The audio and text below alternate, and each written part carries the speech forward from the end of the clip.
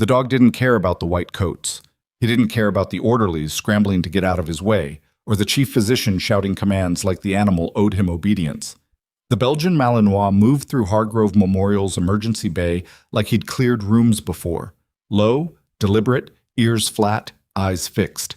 Doctors pressed against the walls. A charge nurse knocked over a tray of instruments. Someone called security. The dog ignored all of it. He walked past the attending physician, past the department head who'd written 3 complaints this month alone, past every person in that hallway who wore their authority like a second set of scrubs. He stopped in front of Nurse Vera Calloway, and he lowered his head. If you're watching this right now, follow my channel and stick with this story all the way to the end. I promise you it's worth it.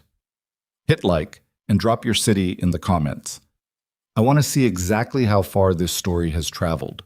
Vera Calloway had been at Hargrove Memorial Hospital in Dunmore, Colorado for 11 months. Long enough to know where every crash cart was stored, which attending liked to override nurses without reading the chart, and exactly how many steps it took from the ER bay to the supply corridor when she needed 60 seconds alone. She was 34 years old, 5'6" on a good day. She wore her dark hair pulled back so tight it gave people headaches just looking at her, and she had the kind of face that didn't broadcast what she was thinking, which some people mistook for blankness, and others, if they were paying attention, recognized as something closer to discipline. She had not planned to become a nurse who made enemies, but she hadn't planned to leave the army at 28 either, and yet here she was, doing both without much effort. The dog's name, she would learn later, was Rook. Right now, all she knew was that he'd come in through the ambulance bay attached to a man on a gurney. Retired Army Staff Sergeant Damon Holt, 61 years old, presenting with chest tightness and shortness of breath. The paramedics had radioed ahead. The attending on duty, Dr. Philip Gareth, had already called it. Probable angina, cardiac workup, standard protocol. By the time the gurney rolled through the doors, half the department had mentally moved on. Vera hadn't. She was standing at the secondary triage station finishing notes when Rook slipped his lead. She didn't see how, didn't matter, and made his way across the bay. She watched him bypass 3 physicians and a senior charge nurse without breaking stride.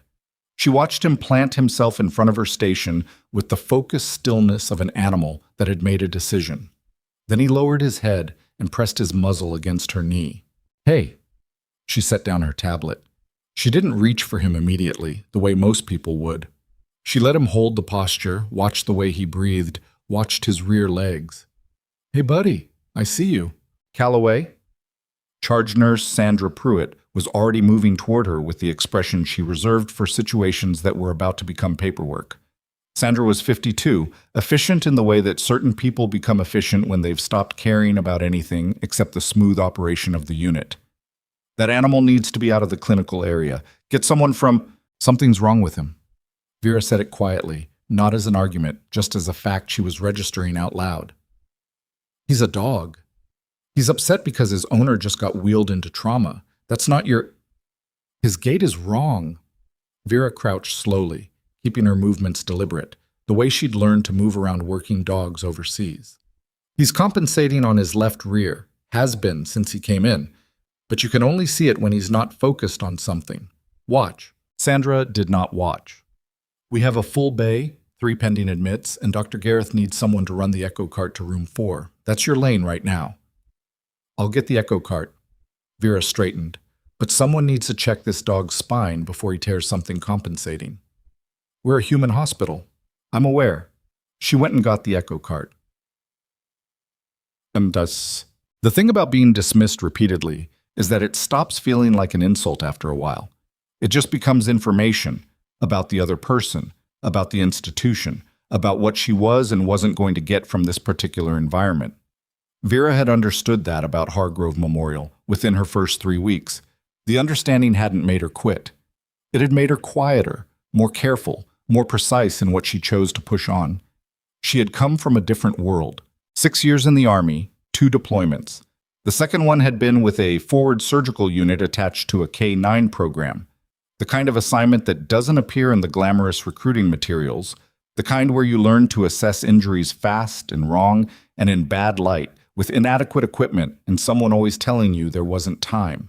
She had treated soldiers and dogs both, sometimes in the same hour, and she had learned that animals in pain behave with a particular kind of dignity that humans rarely manage.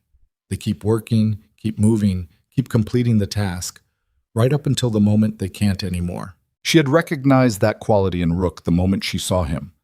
Dr. Gareth was in room 4 when she arrived with the cart. He was 47, silver at the temples, and possessed of the particular confidence that comes from having been right often enough to stop questioning whether he might occasionally be wrong. He looked up when she came in, then looked back at Damon Holt. "Set it up by the left wall," he said without looking at her. She set it up. While she was running the leads, she glanced at the chart clipped to the foot of the bed. Holt's vitals were stable, BP elevated, which tracked with chest pain and anxiety. Oxygen sat at 94, which was lower than she'd like, but not alarming on its own. He was a big man, weathered, with the particular skin of someone who had spent years outdoors. His hands were calloused in specific places that she recognized from her time in the field. He was watching her. "You were looking at Rook," he said. His voice was rougher than she expected. Not weak, just worn down. "I was." Everyone else walked past him. "I know." Gareth turned from the monitor. "Calloway, I need the echo, not a conversation." "The machine's ready." She met Holt's eyes briefly. "He's been compensating on his left rear. How long has he been moving like that?" Holt's expression shifted in a way that was small and quick and would have been easy to miss. "Few months, maybe." "Has he been evaluated?" "His last military vet clearance was 8 months ago. Came back clean." Vera almost said something. She didn't. She filed it and kept her face neutral, the way she'd learned to do in environments where saying the wrong thing at the wrong time didn't just make someone angry, it got things shut down entirely. "Cleared for active service 8 months ago," she said, just to have it said. "Full clearance. I've got the paperwork." There was something careful in the way he said it. Not defensive, exactly. More like a man who had been told something and had wanted to believe it and was now not entirely sure. Gareth was already moving the probe. But Damon Holt was admitted for observation at 4:17 p.m. Rook was escorted to a waiting area near the main entrance, where a hospital volunteer sat with him and reported back to the nursing station that the dog seemed calm but kept looking toward the corridor that led to the patient rooms. Vera heard this secondhand from one of the techs. She was already 3 rooms over, handling an intake, but she filed it the same way she'd filed everything else. At 6:40 p.m., she was on her way to the medication dispensary when she passed the waiting area and found Rook gone. The volunteer, a retired schoolteacher named Margaret, was apologetic and alarmed in equal measure. He just stood up and walked. "I had the lead. I swear I had the lead. But he slipped it again. I don't know how. He was very calm about it. It wasn't like he panicked. He just..." "Which direction?" Margaret pointed down the east corridor. Vera went. She found Rook outside a supply room on the east wing. Not a patient room, not anywhere Holt should have been, which meant Holt had gone somewhere on his own. The door was slightly ajar. Rook was sitting directly in front of it, not scratching, not whining, just sitting with that particular military dog intentionality, looking at her. She pushed the door open. Damon Holt was on the floor. He'd gone gray, the specific gray of someone whose cardiovascular system was doing something it shouldn't, not the pale of simple fainting. He was conscious, but just barely, one hand pressed to his sternum, the other braced against a shelving unit. He'd clearly been trying to get back up and hadn't managed it. "Mr. Holt." She was already kneeling, 2 fingers on his radial pulse. It was there, but irregular. Her other hand found her radio. "This is Calloway. I need a crash team to East Wing Supply Room B, possible cardiac event. Patient is Holt, Damon, room..." "I just needed a minute," he said, which was what people always said. "I know." She kept her voice steady. "I need you to stop talking and stay still." His pulse skipped under her fingers. Skipped again. She counted the pattern and felt something cold move through her chest.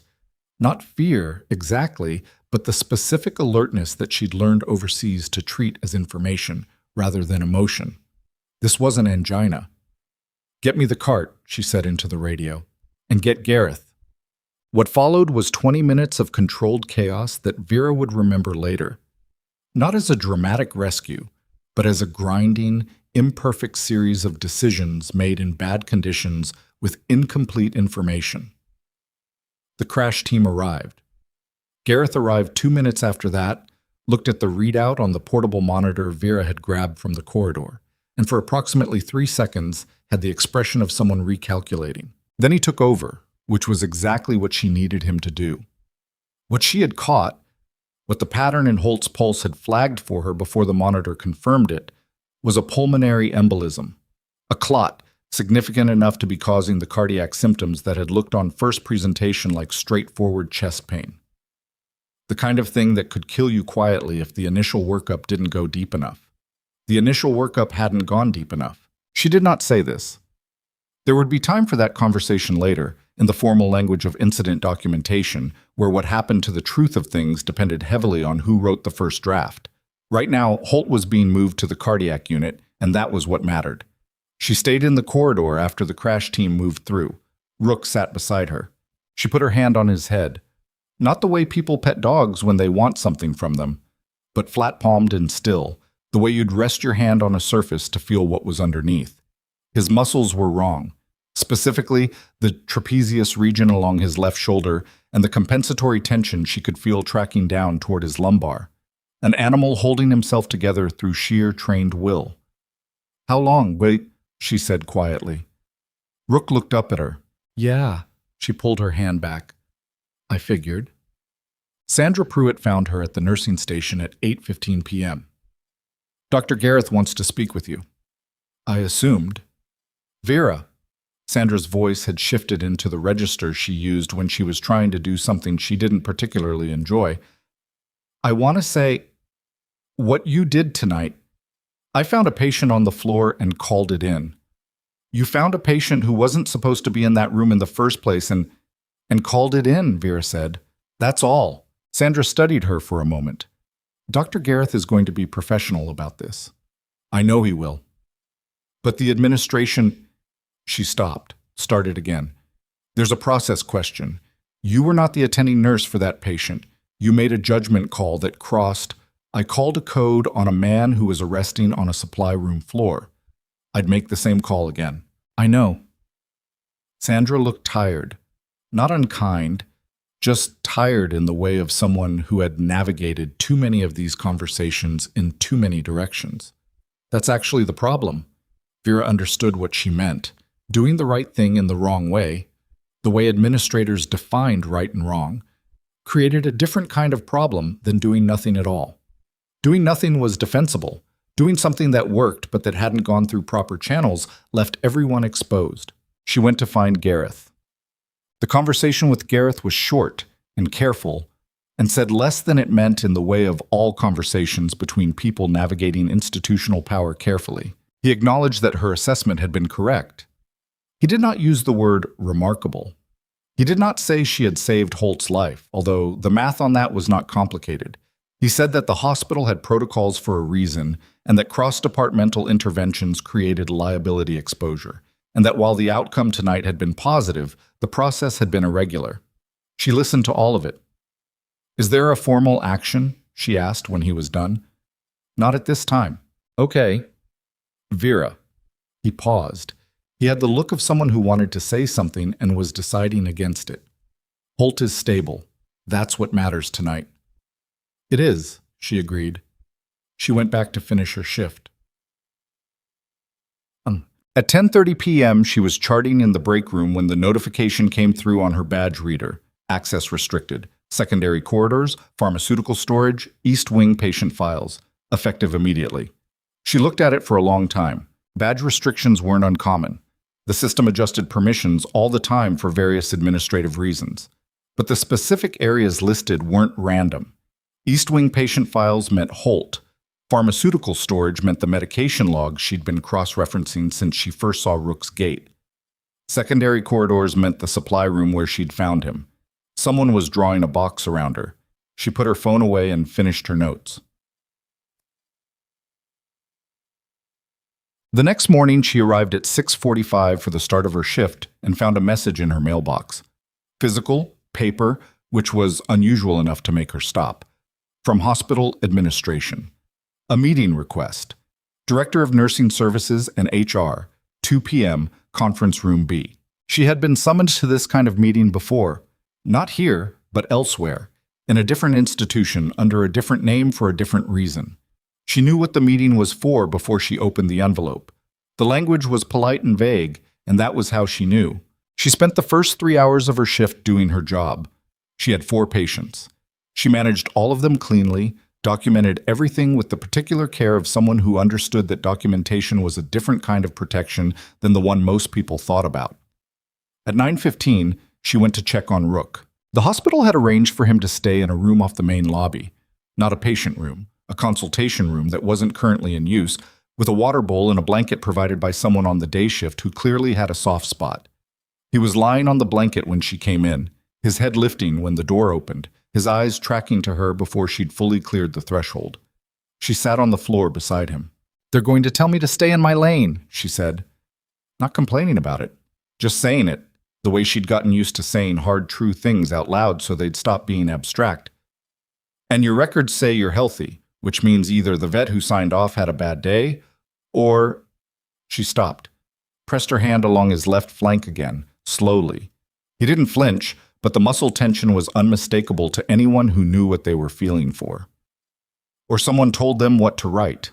Rook exhaled slowly through his nose. "Yeah," she said. "I know." She pulled out her phone. She'd had a thought, the kind that arrives at the edge of sleep and waits for you to either follow it or dismiss it. She opened the military veterinary records database. She still had access from her Army days, never formally revoked, probably because nobody had thought to revoke it, and pulled up Rook's file. The clearance was there. 8 months ago, full workup, all systems normal, returned to active service status. She looked at it for a long time. The certifying vet's signature was a Dr. Reyes Aldana, assigned to Fort Callum Veterinary Services. The date, the timestamp, the countersignature, all of it was exactly as it should be. Except that she knew Dr. Reyes Aldana. Not well. She'd met him twice during her second deployment at a field briefing. She remembered him because he'd been fastidious, precise, the kind of military vet who argued about documentation standards at length and without apology. She also remembered that Dr. Reyes Aldana had separated from the Army 14 months ago, 2 months before the date on Rook's clearance. She sat very still. Someone had used Aldana's credentials to sign a clearance 6 months after he'd left the service. She looked at Rook. Rook looked at her. Her hands were steady when she put her phone away, which she noted as a fact worth acknowledging, because what she was feeling underneath the stillness was something significant and not entirely calm. She had just found the edge of something. She didn't know the shape of it yet, didn't know how large it was or how deep it ran, but she knew the texture of falsified records. She'd seen it before. Not here, not in a hospital, but in a different place under different circumstances. And she had filed a report that had gone nowhere, and she had spent 3 years afterward wondering whether she'd imagined it. She hadn't imagined it. She stood up. She straightened her scrubs. She looked at Rook once more. "Okay," she said. "Okay." She had a 2 p.m. meeting with administration. She had 6 hours. She went back to work. The 2 p.m. meeting lasted 40 minutes. Director of Nursing Constance Albright ran it with the professional neutrality of someone who had delivered this kind of message many times and had developed a methodology for doing it without leaving fingerprints. HR Representative Todd Fenwick sat beside her and took notes and said almost nothing. The substance of it, Vera's cross-departmental intervention, while acknowledged as effective, had created liability concerns. Her pattern of independent clinical judgment beyond her scope had been documented on 3 prior occasions. The hospital was committed to a collaborative care model and needed all team members to operate within their defined roles. She was placed on a performance improvement plan, effective immediately. Any further incident of unsanctioned clinical decision-making would result in termination. She listened to all of it with her hands folded on the table and her face arranged in the neutral expression that 11 months at Hargrove Memorial and 6 years in the Army had between them made second nature. "I understand," she said when Albright was finished. "Do you have any questions?" "One." She paused. "Damon Holt. He's still in cardiac care?" Albright glanced at Fenwick. "He's stable.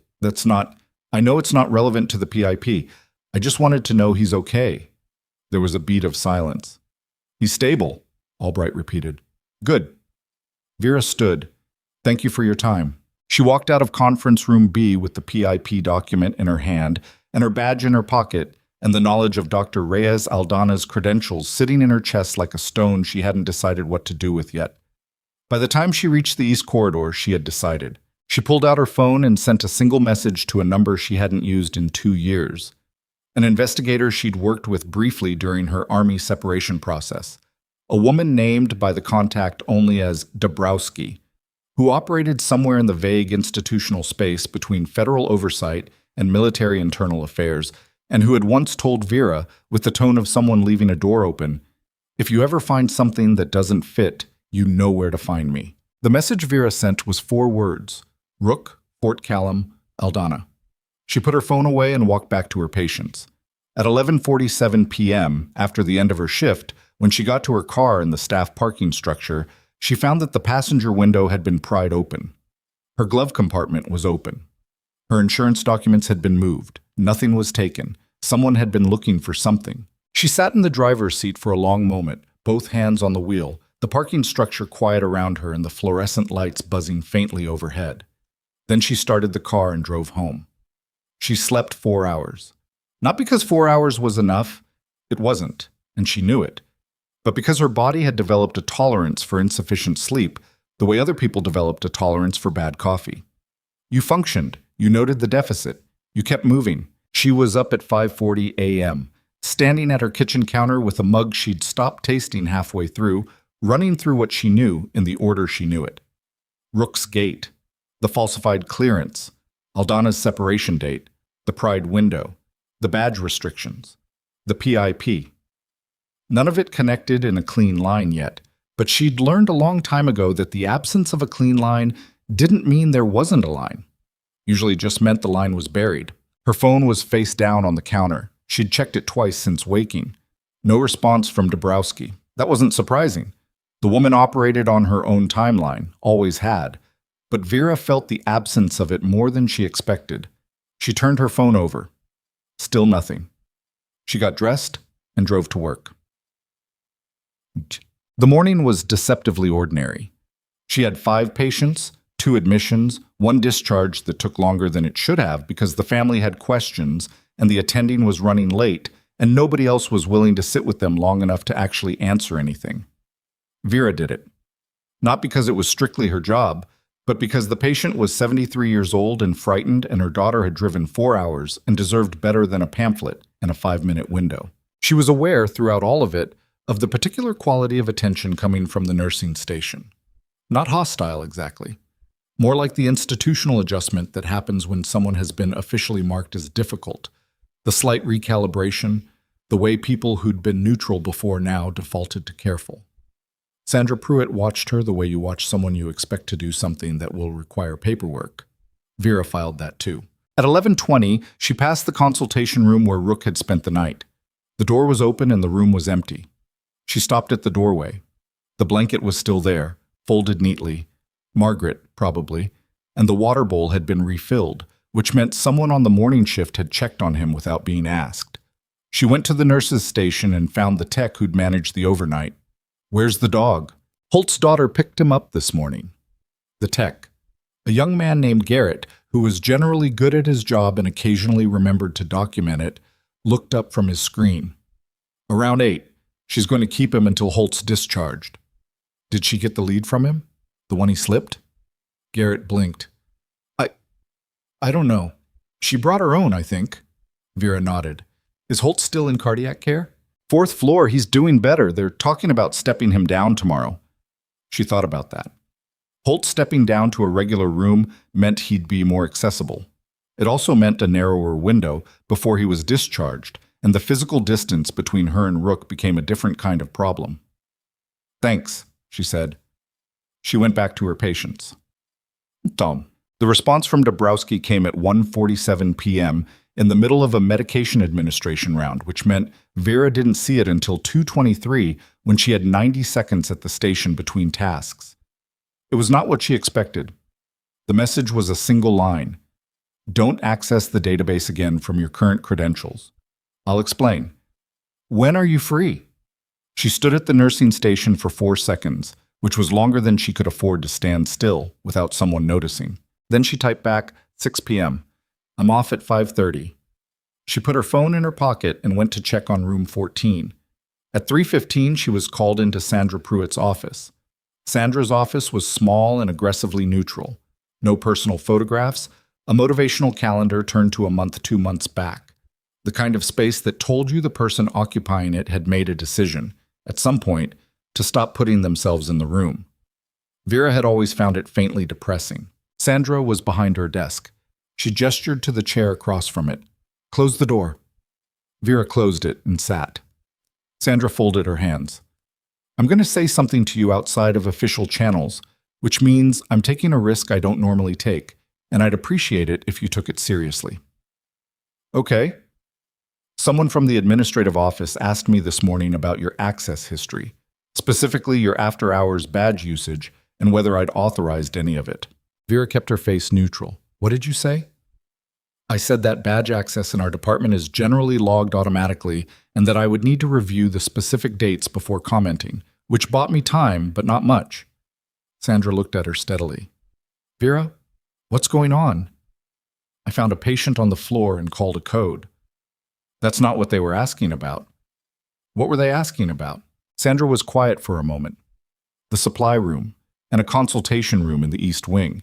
And apparently, and this part I'm telling you because I think you need to know, someone flagged your personal phone activity through the hospital Wi-Fi last night between 10 p.m. and midnight. Vera sat with that. Phone activity through the hospital Wi-Fi. She'd used the military database on her phone. Not from hospital systems, she'd been careful about that, but she'd been on the hospital's network when she did it. Amateur mistake. The kind of thing she'd have known better than to do if she hadn't been so focused on the content of what she was looking at that she'd stopped thinking about the container. Sandra, she kept her voice even. Who flagged it? I don't know. The request came down from above Albright's level, which means... Sandra stopped. I don't know. That's the honest answer. Above Albright's level was the board, or someone with board access. At a hospital the size of Hargrove Memorial, that wasn't a long list. Okay, Vera said. That's all you're going to say? What would you like me to say? Sandra exhaled through her nose. I'd like you to tell me you're not doing something that's going to blow back on this department. I'd like you to tell me you understand what a PIP means in terms of how much runway you have left here. And I'd like... She stopped, tried again. You were right about Holt. I know you were right. I know what you did in that supply room, and I know that man is alive because of it. And I also know that the way things work here means that being right doesn't protect you as much as it should, and I'd rather you were wrong and still employed than right and fired. It was more than Sandra usually said, more than she usually allowed herself to say, from the look of her. I appreciate that, Vera said, genuinely. But you're not going to stop. Vera considered the question. I'm going to be more careful. Sandra looked at her for a long moment. That's not a no. No, Vera agreed. It's not. Well, on. She left the hospital at 5:33, 3 minutes behind schedule, because room 7's IV line had kinked on the exit and she wasn't going to let the night shift inherit it. She drove 2 miles east to a diner called Pell's that she'd used twice before when she needed somewhere unremarkable to sit for a while. The kind of place that had been the same since 1987 and saw no reason to update. Dabrowski was already there. She was smaller than Vera remembered. Compact, mid-50s, with short gray hair and the kind of posture that came from years of sitting in rooms where you needed to be able to leave fast. She was drinking coffee and reading something on her phone, and she didn't look up when Vera sat down, which Vera recognized as a deliberate piece of theater designed to communicate that she wasn't anxious. You accessed the Fort Callum Veterinary Records database, Dabrowski said, still looking at her phone. I have credentials. You had credentials. They flagged the access at 9:32 p.m. Now she looked up. Her eyes were the color of old concrete. Someone inside that system is monitoring for Rook's file specifically. Automated alert on any access attempt. Vera felt something settle in her chest, that specific compression of understanding something you'd suspected but hadn't confirmed. How long has the alert been active? Based on the system logs I pulled this morning? About 10 months. 10 months. Rook's falsified clearance was 8 months old. Someone had set the tripwire before they'd even finished building the thing they were protecting. "Tell me what you found," Dabrowski said. "You first." A beat. Then a thin smile that wasn't really a smile. "Fair." She put her phone face down on the table. "Your message, Rook, Fort Callum, Aldana, matched a thread we've had open for 14 months. Not Rook specifically, but the pattern. Military K9 units reporting higher than normal injury rates at redeployment that weren't showing up in the official medical records. Dogs coming back from second and third deployments with issues that should have been caught on re-entry evaluation. We had 3 handlers file internal complaints. 2 of those complaints disappeared. The third one got the handler reassigned to a desk in Alaska. What? Vera listened to all of it without interrupting. "The working theory," Dabrowski continued, "is that someone inside the Fort Callum veterinary certification chain has been clearing dogs for redeployment and continued service that shouldn't be cleared. The motive is contractual, so there are procurement contracts tied to K9 unit readiness numbers. If a dog gets pulled from service, the numbers drop, the contract performance metrics suffer, and someone's quarterly assessment looks bad. So they keep signing the dogs as healthy. Which means dogs that need medical intervention don't get it, which means they deteriorate faster, which means shorter service lives, higher replacement costs, and a paper trail of healthy evaluations that make it look like the Army is burning through dogs at an unusual rate for no obvious reason." Dabrowski picked up her coffee. "Except there's an obvious reason. They're just not looking for it in the right place." "Aldana's credentials," Vera said, "were used to sign 3 clearances after his separation date. Rook is one of them. 3, not just Rook. 3 animals, 3 records, 3 handlers who'd trusted the paperwork and taken their dogs back into the field." "Who else knows about this?" Vera asked. "Inside my office? Me and 2 other people.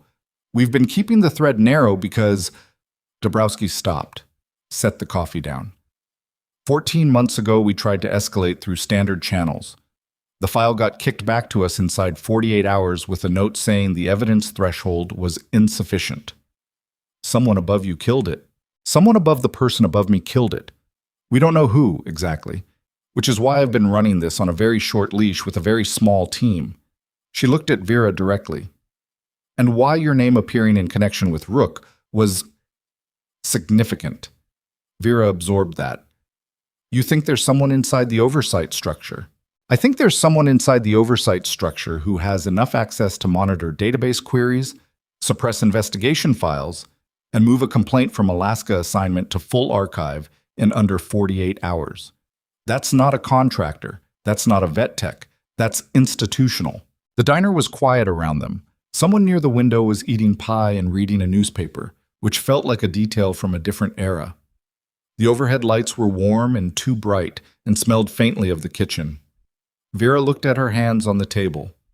My apartment was accessed last night. Dabrowski didn't react, but the stillness around her changed quality slightly.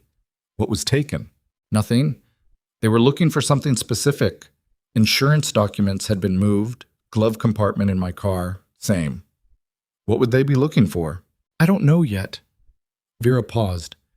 I've been at Hargrove Memorial 11 months. Before that, I was at St. Callan Medical in Provo for 8 months. Before that, I was at the VA Transitional Program for 9 months. And before that, I was in the Army. She let that sequence sit for a moment.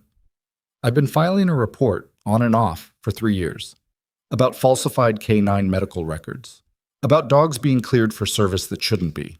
I filed the first version of it through Army internal channels before I separated. Dabrowski was very still. What happened to it? It was acknowledged. Then it was reclassified. Then I was separated. She didn't say it as an accusation. She'd had 3 years to process the shape of it. I don't think the separation was related. I think I was small enough that it wasn't worth anything as direct retaliation. They just needed the report to go away. And the easiest way to do that was to make sure the person who filed it wasn't in a position to follow up. Do you have copies? Not of the original. It was filed through official channels, and I didn't keep a personal copy, which was... She paused. I was 28, and I believed in the process more than I do now. Dabrowski nodded slowly, not judgmentally. But you remember the substance of it. I remember all of it. Then we need to work quickly. Dabrowski leaned forward slightly.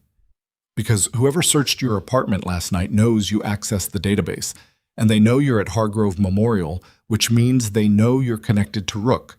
And if they've connected those two things, they're going to move. Move how?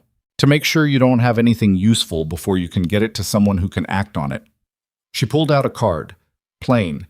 No institutional logo, just a phone number handwritten in the corner, and slid it across the table. New number. Use it from a device that isn't on Hargrove's network and isn't registered to your name. Can you do that? Yes. Good. In the meantime, Rook's physical records, the actual chart from his military evaluation, not the database entry.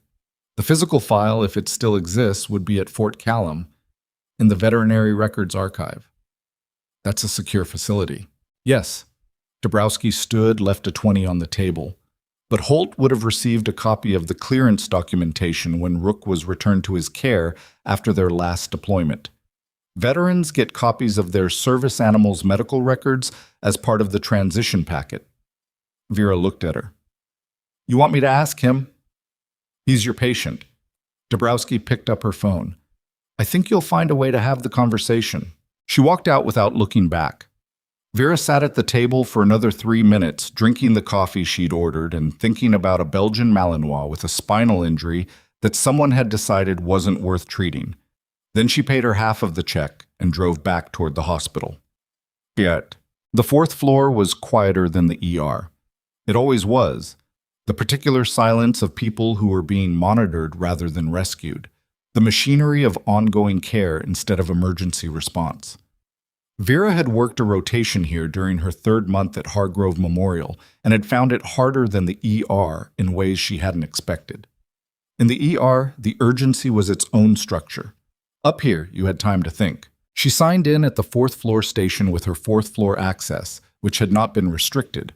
Whoever had adjusted her badge permissions had been surgical about it, which told her they'd been specifically focused on the East Wing supply room and the database access, not her general movement through the hospital. Room 412 was at the end of the east corridor. She knocked twice before entering. Damon Holt was sitting up. He looked better than he had on the supply room floor. Some color back, the grayness replaced by something more like exhaustion. He was watching a nature documentary on the mounted television with the sound low, and when she came in, he reached for the remote and turned it off entirely, which she appreciated. Nurse Calloway, he said. You don't have to call me that. Vera, then. He watched her pull the chair from the corner and sit, which was something nurses didn't usually do when they were making a quick check. Is this official? No. He nodded slowly. Okay. She looked at him directly. She'd learned that the clearest way to have a conversation with someone who'd served was to skip the preamble. Not brutally, but cleanly. They'd been in environments where ambiguity cost things. They appreciated someone who didn't make them work for the actual question. Rook's clearance was falsified, she said. Holt's expression didn't change, but something behind it did. The specific shift of someone hearing confirmation of something they'd been carrying without letting themselves finish the thought. How sure are you? Sure enough that I accessed the database and found the certifying vet had been separated from the Army 2 months before the clearance was signed. His credentials were used after he'd left the service. Holt was quiet. His hands, resting on the bed rail, tightened slightly. I knew something was off, knew it. But the paperwork said, I know. I kept thinking I was imagining it, that I was the problem, that I was projecting, reading into it. You weren't. No. He exhaled. No, I wasn't. He looked at the wall for a moment. When he looked back at her, his face had gone still in a way that wasn't grief exactly. It was more resolved than grief. What do you need from me? When Rook was returned to your care at the end of your last deployment, you would have received copies of his veterinary records as part of the transition documentation.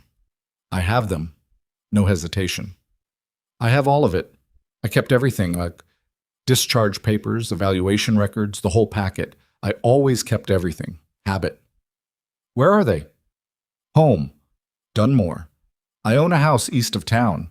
He paused. My daughter has my keys. She's staying there while she's got Rook. Vera thought about that. Would she be willing to bring the records here? She'd be willing to drive them herself and hand-deliver them to whoever you tell her to. He looked at Vera steadily. What's this about? The real thing, not the piece I can understand. She considered him. He was 61 years old, 2 days post-embolism, in a hospital bed with a heart monitor still attached. He had the right to know as much as any of it. He also had the right to rest, which was the thing she was supposed to be protecting. But he was asking directly, and she'd made a decision, somewhere between the diner and the fourth-floor elevator, that she was done treating people like they couldn't handle the truth of their own situation. There's a pattern, she said. Not just Rook. Possibly multiple animals, multiple units, multiple certifications. Someone inside the evaluation chain has been clearing dogs for continued service that have injuries. The motive is contractual, keeping readiness numbers up to maintain procurement contracts.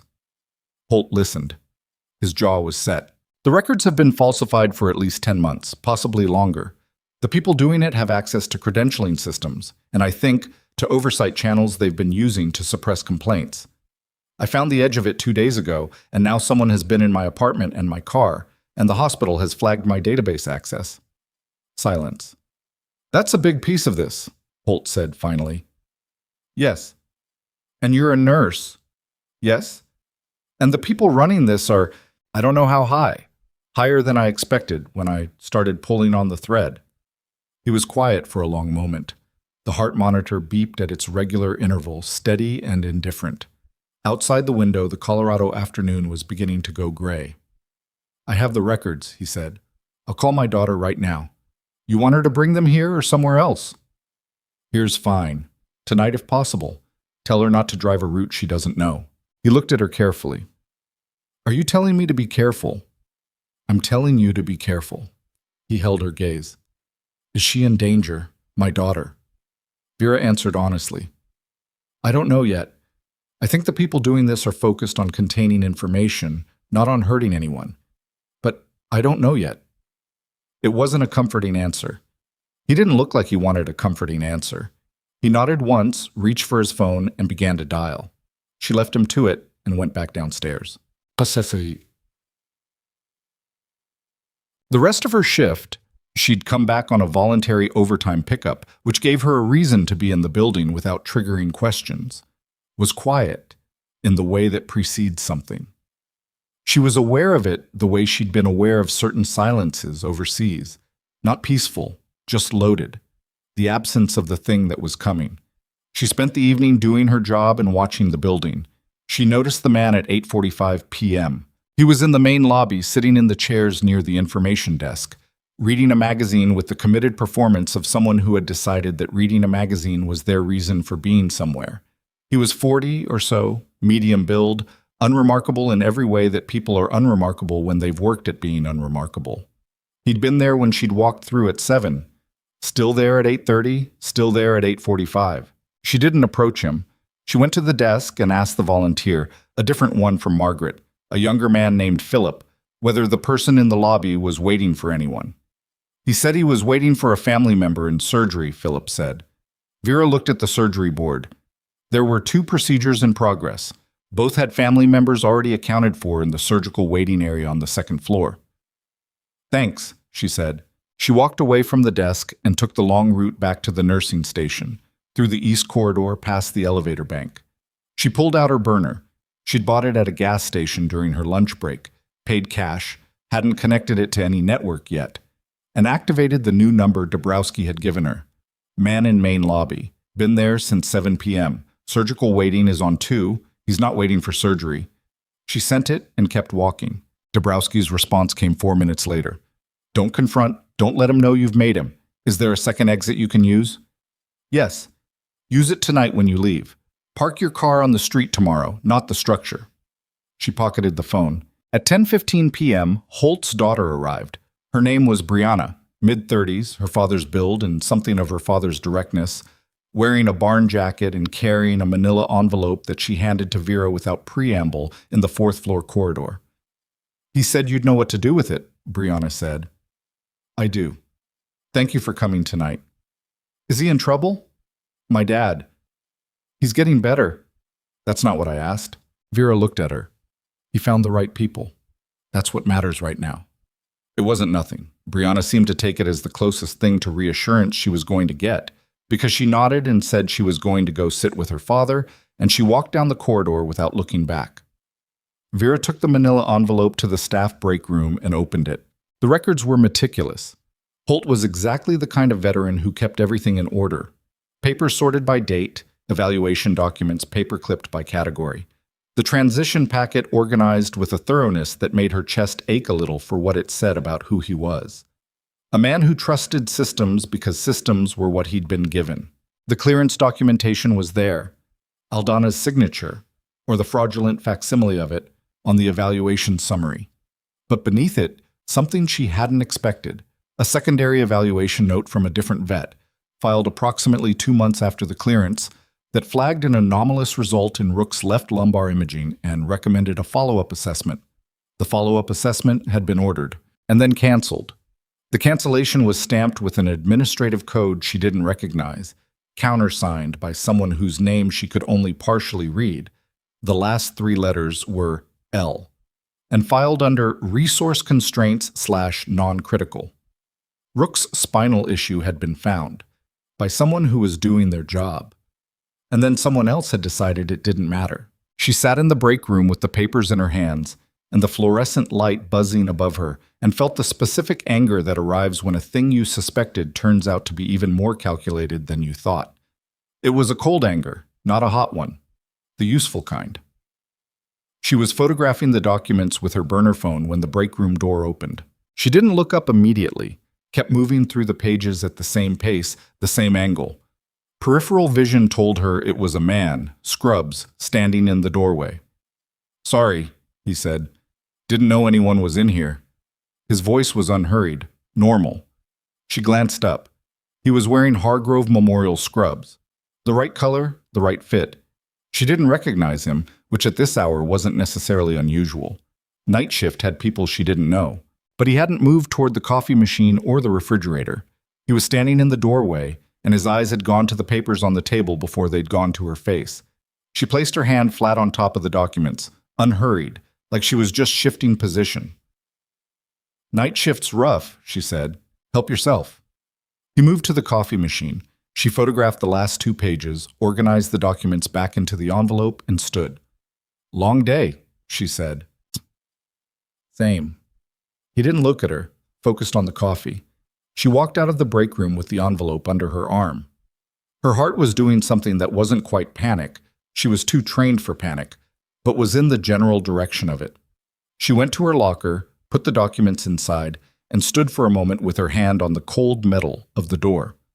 The man in the break room had recognized the documents before he'd recognized her face. She had maybe 20 minutes before whoever sent him figured out she'd noticed. She texted Dabrowski on the burner. "Someone in the building. Staff access." He saw the documents. The response came in 40 seconds, which was fast enough to mean Dabrowski had been watching her phone. "Get the originals out of the building, not tomorrow, tonight." Vera looked at her locker. The documents. The only physical copy of the fraudulent clearance with the secondary evaluation note that proved someone had known about Rook's injury and deliberately buried it. She had a performance improvement plan in her file, a restricted badge, a man in the lobby who wasn't waiting for surgery, and someone inside the building who'd just seen what she was carrying. She opened her locker, took out the envelope, and went to find a way out of the building that didn't involve the main lobby. The east wing had a loading dock exit, accessible with her badge, that opened onto a side street she'd used twice before during a fire drill. She went for it at a steady walk, not fast enough to look like running, not slow enough to invite a conversation. She was 20 feet from the exit when her badge reader beeped. Red light, access denied. Someone had just updated her badge restrictions in real time while she was still in the building. She stood at the locked door with the envelope in her hand and the empty corridor behind her, and for the first time in 11 months at Hargrove Memorial, she felt the specific sensation of being genuinely trapped. Not bureaucratically, not institutionally, but physically, inside a building where someone was watching her move and had just cut off the route she was using. She looked at the badge reader, looked at the door, looked back down the corridor. Then she turned around and walked back toward the main floor, because the loading dock was closed and the lobby had a man in it, and the only other exit she knew of was the ambulance bay, which was active and public and had cameras, but also had people, and right now people felt safer than the alternative. She was halfway down the corridor when the lights went out. Not all of them, just the East Wing secondary corridor. The emergency strips kicked in immediately, dim orange glow enough to see by. But the main overheads were gone, and the badge readers on the doors between her and the ambulance bay were suddenly dark. Manual override. She stopped walking. In the orange emergency light, in the silence of a corridor that had been empty a moment ago, she heard footsteps coming from the direction of the loading dock. She didn't freeze. Freezing was the thing that killed you, and she'd had that particular lesson drilled into her early enough that it had become reflex. Movement first, assessment second, never the other way around. She moved left, into the alcove beside the supply closet door, pressing her back against the wall. The envelope went inside her scrub top, flat against her ribs. Uncomfortable. She didn't care. Her eyes adjusted to the orange emergency strips. The footsteps were deliberate, not rushing, not panicked. The pace of someone who knew the corridor and knew she was in it, one person. That's what the footstep pattern said. One set. She ran the geometry. The loading dock was behind her and locked. The main corridor junction was ahead, and to the right, approximately 40 feet. Beyond that, the central elevator bank, 2 stairwells, and eventually the ambulance bay. The badge readers between her and the ambulance bay were dark, which meant they'd defaulted to their fail state. She needed to know what the fail state was, locked or unlocked. Most hospital fire code doors defaulted unlocked in a power interruption to allow egress. Badge readers were different. Badge readers defaulted locked. One door between her and the ambulance bay was a standard fire egress door. No badge reader. It would be unlocked. She had to get there. The footsteps stopped. Silence. Orange light. The hum of the emergency strips. She made herself breathe slowly through her nose and count. At 4, she heard it. The soft click of a door handle being tested. The loading dock door. The person behind her had tried the exit she'd just been denied, which meant they'd expected to find her there, which meant they'd watched the badge reader flag her and assumed she'd wait at the door instead of moving. She went. Fast and quiet. The way she'd learned to move in forward positions when noise was a different kind of danger.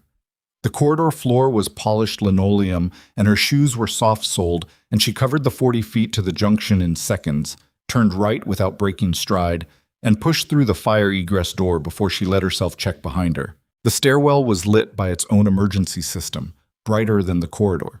She took the stairs down, not up. The ambulance bay was ground level. She hit the ground floor door, pushed through, and was suddenly in the harsh light and diesel smell of the ambulance bay. 2 paramedics transferring a patient from a rig, a dispatcher on a radio.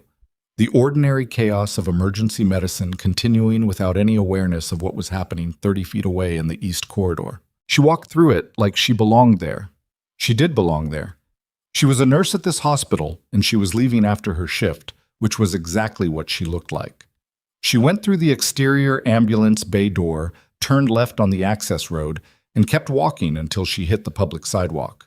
Then she walked 2 more blocks before she pulled out the burner and called Dabrowski. It rang twice. "Talk to me." Someone was in the corridor. The East Wing lost power. Targeted, not a building outage. They cut the badge readers to lock me in and then came in through the loading dock. She was walking as she talked, not fast enough to look like running. "I'm out. I have the documents."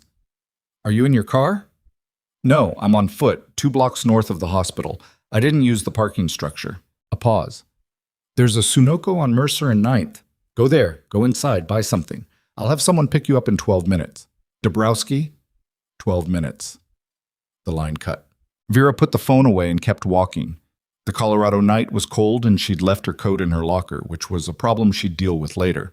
She crossed 2 intersections, hit the Sunoco, went inside, and bought a bottle of water she didn't want from a teenager who was watching something on his phone and barely looked up. She stood at the far end of the snack aisle and pressed her hand flat against the envelope through her scrub top and breathed. Her hands were steady.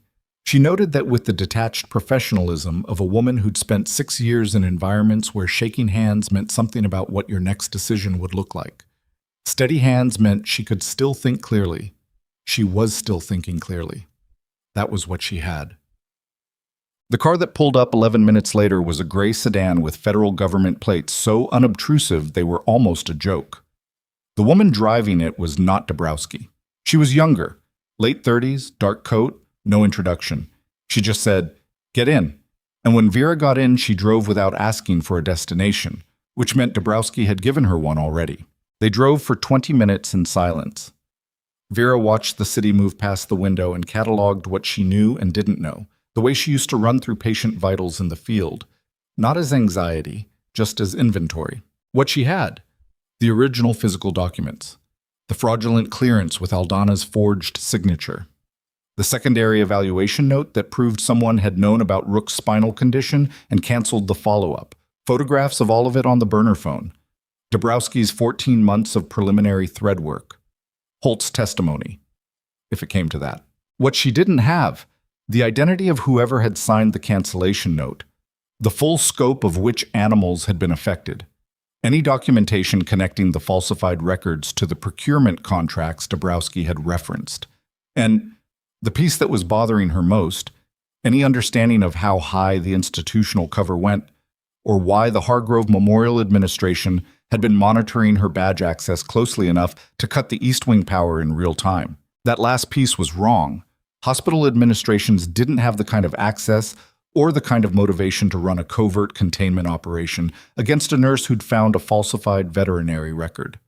That kind of response came from somewhere else, and the fact that it had appeared here, inside the hospital, meant someone had a line into Hargrove Memorial's systems from outside. She was still working through that when the car stopped. The location was a federal field office that looked, from the outside, like a regional insurance company. Inside it was spare and functional and smelled of recycled air. Dabrowski was waiting in a conference room on the second floor with 2 other people, a man Vera didn't know, and to her left at the table, someone she did. Former Army veterinarian Dr. Reyes Aldana was 63, shorter than she remembered, and looked like he hadn't slept properly in some time. He was sitting with his hands around a coffee cup, and he looked up when she came in with the expression of someone who had been waiting for a thing they weren't sure would come. "You found Rook," he said. "He found me, actually." Vera sat across from him and put the manila envelope on the table. "Someone's been using your credentials." "I know." He exhaled. "I found out 7 months ago. I filed a report with the Army Inspector General's office. The report was acknowledged, and then I got a call from someone saying my report had been referred for review, and I'd hear back within 90 days. That was 6 months ago." "You haven't heard back." "I've been calling every 3 weeks. I keep getting transferred." Vera looked at Dabrowski. Dabrowski's expression confirmed that this matched what she already knew. The unknown man at the table spoke for the first time. He was perhaps 50, with the look of someone who worked in forensic financial analysis, not because he looked like an accountant, but because he had the particular patience of someone comfortable with complexity that doesn't resolve quickly. "My name is Garrett Osei.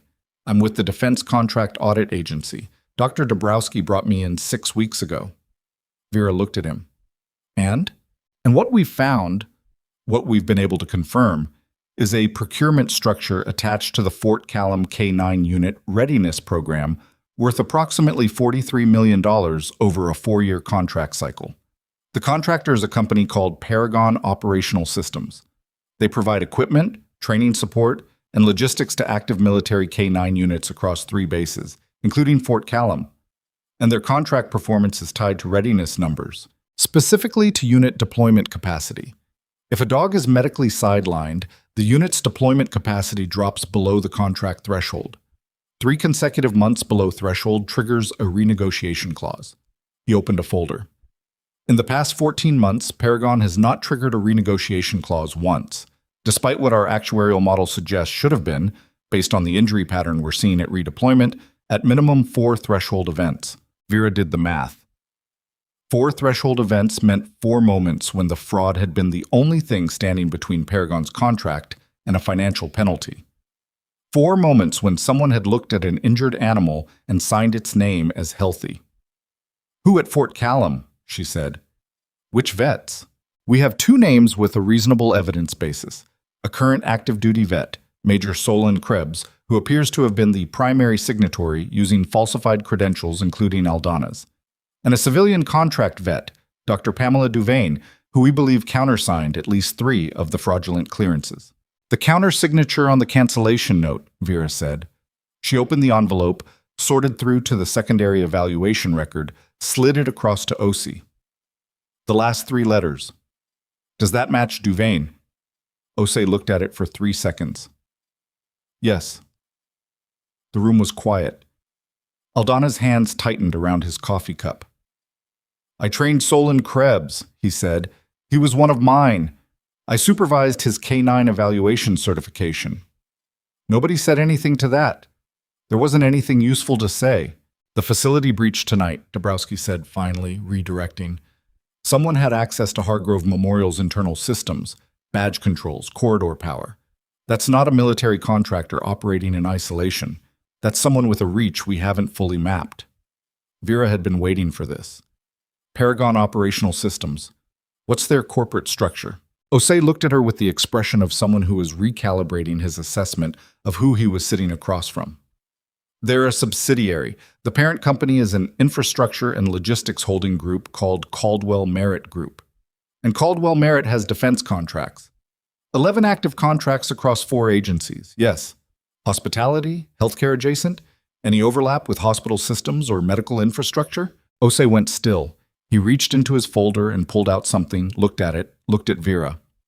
Caldwell Merritt has a healthcare systems division. They provide integrated building management systems to 17 regional hospitals across the Mountain West. She heard it before he said it. Including Hargrove Memorial, he said. Building management systems. Badge control. Corridor power. Camera access. Everything she'd experienced in the East Wing in the last 40 minutes was sitting inside the infrastructure of a company that had a direct financial interest in making sure she didn't get those documents out of the building.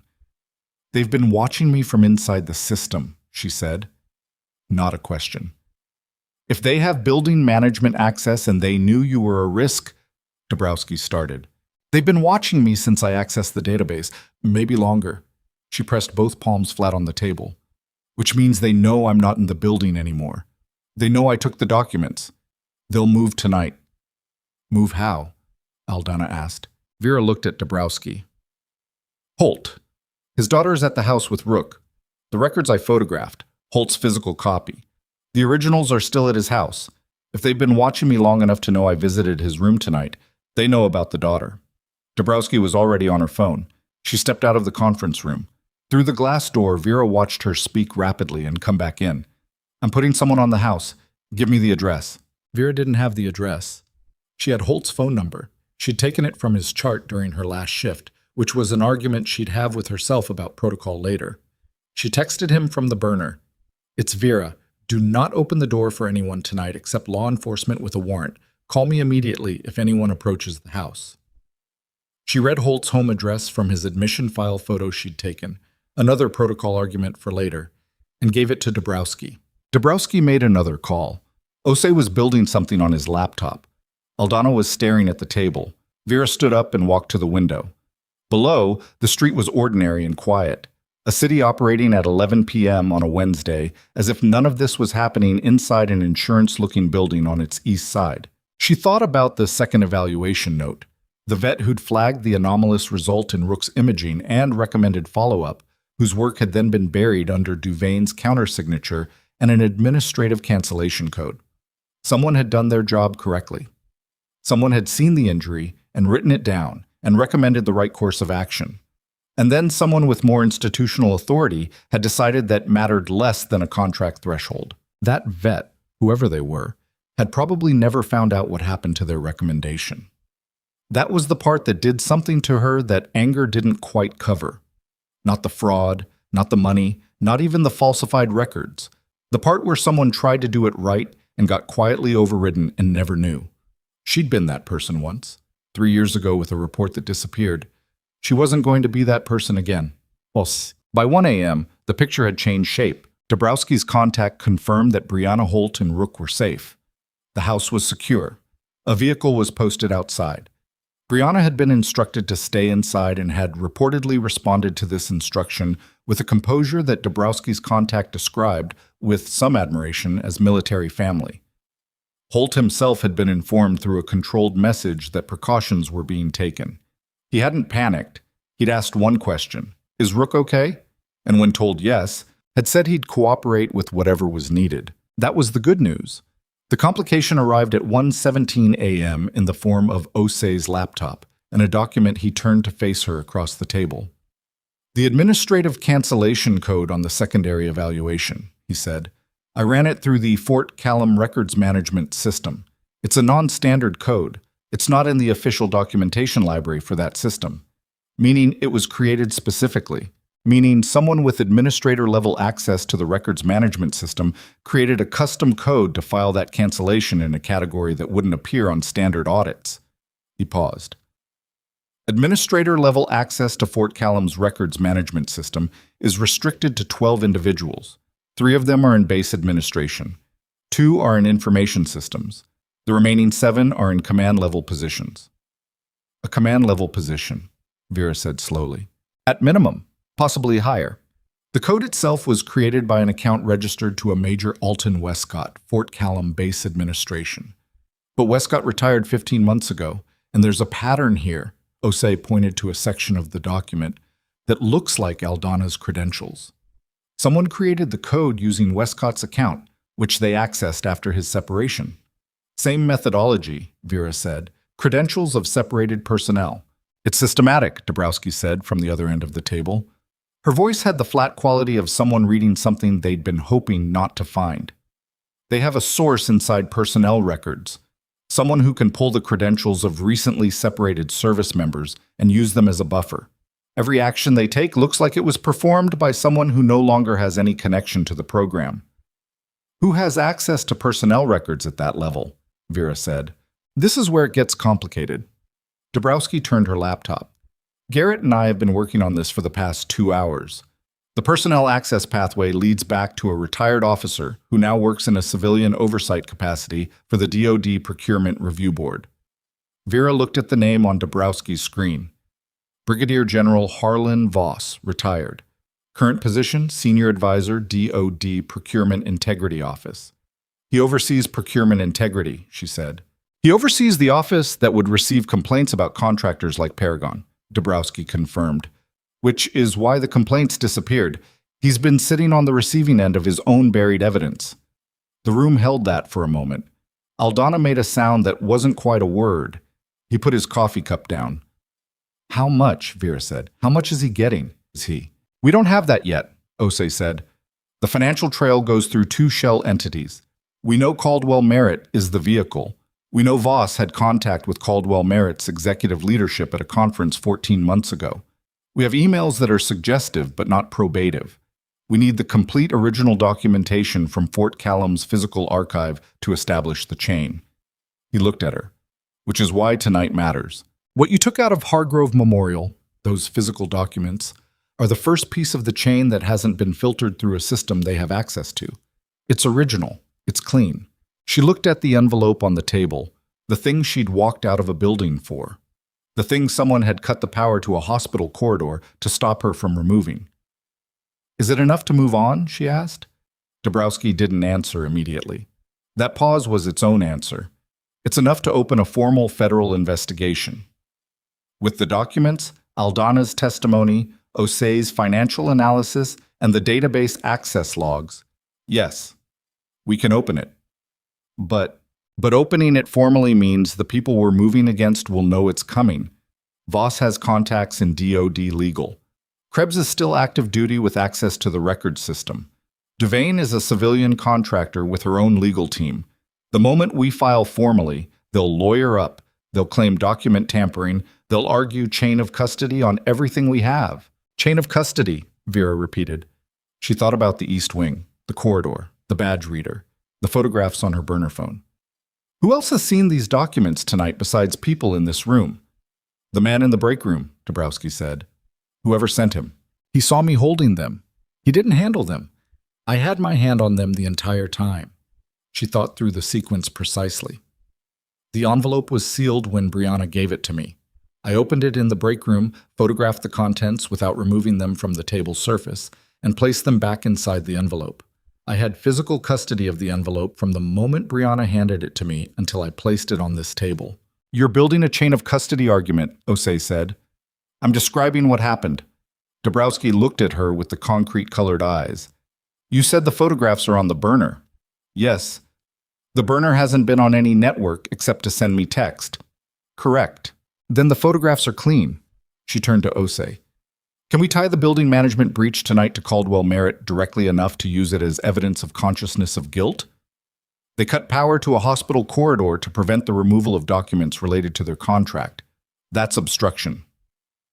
If we can pull the building management system logs before they scrub them, Osei said, and tie the access to a Caldwell Merritt account, yes.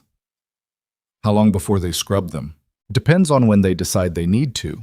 Probably when they realize the documents are already out. Vera checked the time on the burner. 1:34 a.m. The man in the break room had seen her with the documents at approximately 10:30 p.m., 3 hours ago. They might already know. Then we have whatever time it takes their IT team to decide scrubbing the logs is worth the exposure, Dabrowski said, which is hours, maybe fewer. Osei was already on a different laptop, fingers moving fast. I can file for an emergency preservation order, he said without looking up. If I can get a federal magistrate to authorize it tonight, we freeze the building management logs before Caldwell Merritt can touch them. Can you get a magistrate at 1:30 a.m.? I know one. She's not happy when I call this late, but she answers. He reached for his phone. Give me 20 minutes. He went into the hallway. Aldana looked at Vera across the table. He'd been quiet for a while, listening, and she'd been aware of him the way you're aware of a person carrying something heavy, not intrusively, just present to it. The dog, he said. Rook. His injury. What's the realistic outcome? Lumbar compensation injury, probably ongoing for months. Without treatment, he'll continue to deteriorate. She said it plainly because he was a vet and he wanted the plain version. With proper imaging and a surgical consult, it depends on the specific damage, possibly full recovery with intervention and rest, possibly managed with physical therapy. Unlikely to be career-ending if it's caught now. He exhaled. He's been working this whole time. He found Holt on the floor of a supply room and led me to him. Yes. Aldana was quiet. Then, I should have followed up more aggressively when I found out about my credentials. I filed the report and I waited, and He stopped. I should have been louder. You were one person, she said, against a system that had already decided it was going to ignore you. She paused. I know what that feels like. He looked at her. What did you do? I waited 3 years and then I became a nurse at a hospital in Colorado, and a dog walked up to me in an emergency bay. She held his gaze. I don't recommend the timeline.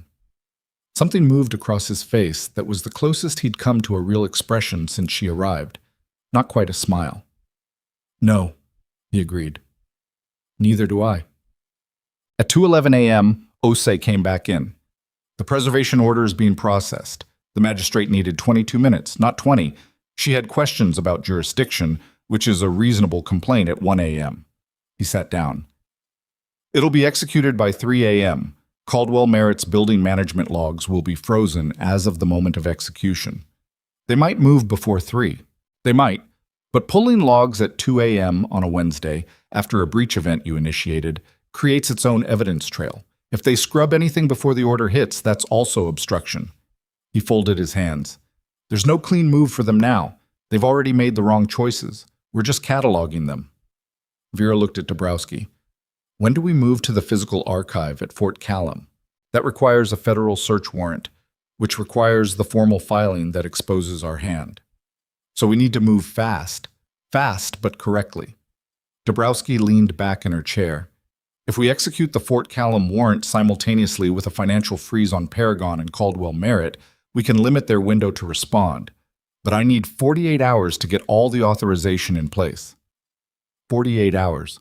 Maybe 36 if I push hard. She looked at Vera steadily. In the meantime, we need you somewhere that isn't your apartment and isn't Hargrove Memorial. I'm not leaving Holt. He's on the 4th floor of a hospital with security staff. He's on the fourth floor of a hospital whose building management system belongs to the company we're investigating. Vera said it flatly. His badge access, his room assignment, the location data of every card reader he's been within range of since he was admitted. Caldwell Merritt has all of it. The room went quiet again. Dabrowski closed her eyes briefly, opened them. We need to move him. Tonight. Yes, tonight. She reached for her phone again, which had gotten more use in the past 3 hours than it probably saw in a normal week. I'll arrange a transfer to Elkview Regional. It's 40 minutes east, not part of Caldwell Merritt's hospital network. His cardiologist needs to sign off. He's 2 days post-embolism. Can he be safely transferred? Vera ran it. Holt's vitals had been stable all day. The embolism was being treated aggressively. Anticoagulants, monitoring, the standard protocol. 2 days post-event, stable, with no secondary indicators. A supervised transfer was risky, but manageable. Not ideal. Better than the alternative. He can be transferred with appropriate monitoring, she said. He'll need a portable cardiac unit in the transport vehicle and a cardiologist at the receiving end on standby. I can arrange that. Dabrowski was already dialing. I need you to go back to the hospital and be present for the transfer.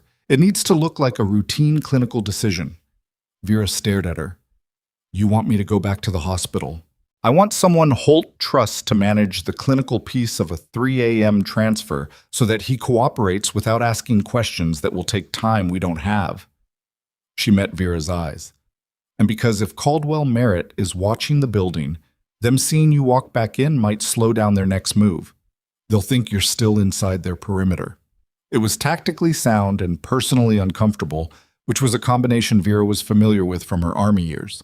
If my badge access is restricted, I'm having your access restored as of 5 minutes from now. The restriction was placed through a Hargrove Memorial admin account that we've now identified as accessed remotely via a Caldwell Merritt network pathway. The hospital's own IT security team has been notified. She paused. They're very unhappy about it. I imagine. Osei looked up from his laptop. His face had changed. Dabrowski. Something in his voice made everyone in the room go still. I ran the financial trace one more layer while we were talking. He turned the laptop. The second shell entity. The one Voss's payments route through before they arrive at his personal accounts. I found a third entity underneath it. He paused. It's registered in Delaware, active for 9 years, and it has disbursement records to 4 individuals. Voss is one of them. Who are the other 3? Dabrowski said. He looked at the screen, then at her. One of them is the current Undersecretary of Defense for Acquisition and Sustainment. The silence that followed was a different quality than all the previous silences. Heavier, more specific. Vera looked at the name on Osei's screen and understood, with the particular clarity that arrives after a long sequence of things finally adding up, exactly how deep the thing she'd stepped into actually went. A retired general sitting on the procurement oversight board was one kind of problem. An active undersecretary with acquisition authority over every defense contract in the department was a different order of magnitude entirely. It meant the corruption wasn't an aberration in the system. It meant the system had been the container for it. If he knows we're close, Osei said carefully, and if he has the access I think he has, he can do more than scrub logs and cut building power. How much more? Aldana said. He can initiate a national security classification on the investigation file itself. If he classifies it, everything we have becomes inaccessible. The warrant requests get flagged. The preservation order goes under review. The whole thing gets buried under a classification umbrella and stays there for 20 years. Vera looked at the envelope on the table. Then we have a window, she said. A short one, Dabrowski confirmed. If anyone's been monitoring my office communications, and if he has acquisition authority, he has the access to do that. They already know what we know. They'll move to classify before we can file. How short? Dabrowski checked her watch. Hours. We may already be past the window. Vera stood. She picked up the envelope. Then I'm going back to the hospital now. I'm getting Holt transferred tonight, before anyone has the chance to close around him. And whatever you need from me to establish chain of custody and get this in front of someone who can't be classified into silence, tell me what it is, and I'll do it. Dabrowski looked at her for a long moment. Then she stood too. There's a federal prosecutor in Denver, she said. Elliot Marsh. He handles national security fraud. He's been clean for 11 years and he's not in the acquisition loop. If we can get the physical documents, the photographs, Aldana's testimony, and Osei's financial trace in front of him simultaneously, before the classification move is made, he can file emergency injunctive relief that would block a classification attempt. Can you get him on the phone tonight? I already sent him a message 2 hours ago. He's been waiting for us to be ready. She looked at Vera with something that wasn't quite admiration, but was adjacent to it. Are you ready? Vera looked at the envelope, thought about Rook on a supply room floor, thought about a secondary evaluation note canceled by someone who had decided the answer mattered less than the contract, thought about a report she'd filed at 28 years old and waited 3 years to stop feeling ashamed of. I've been ready, she said.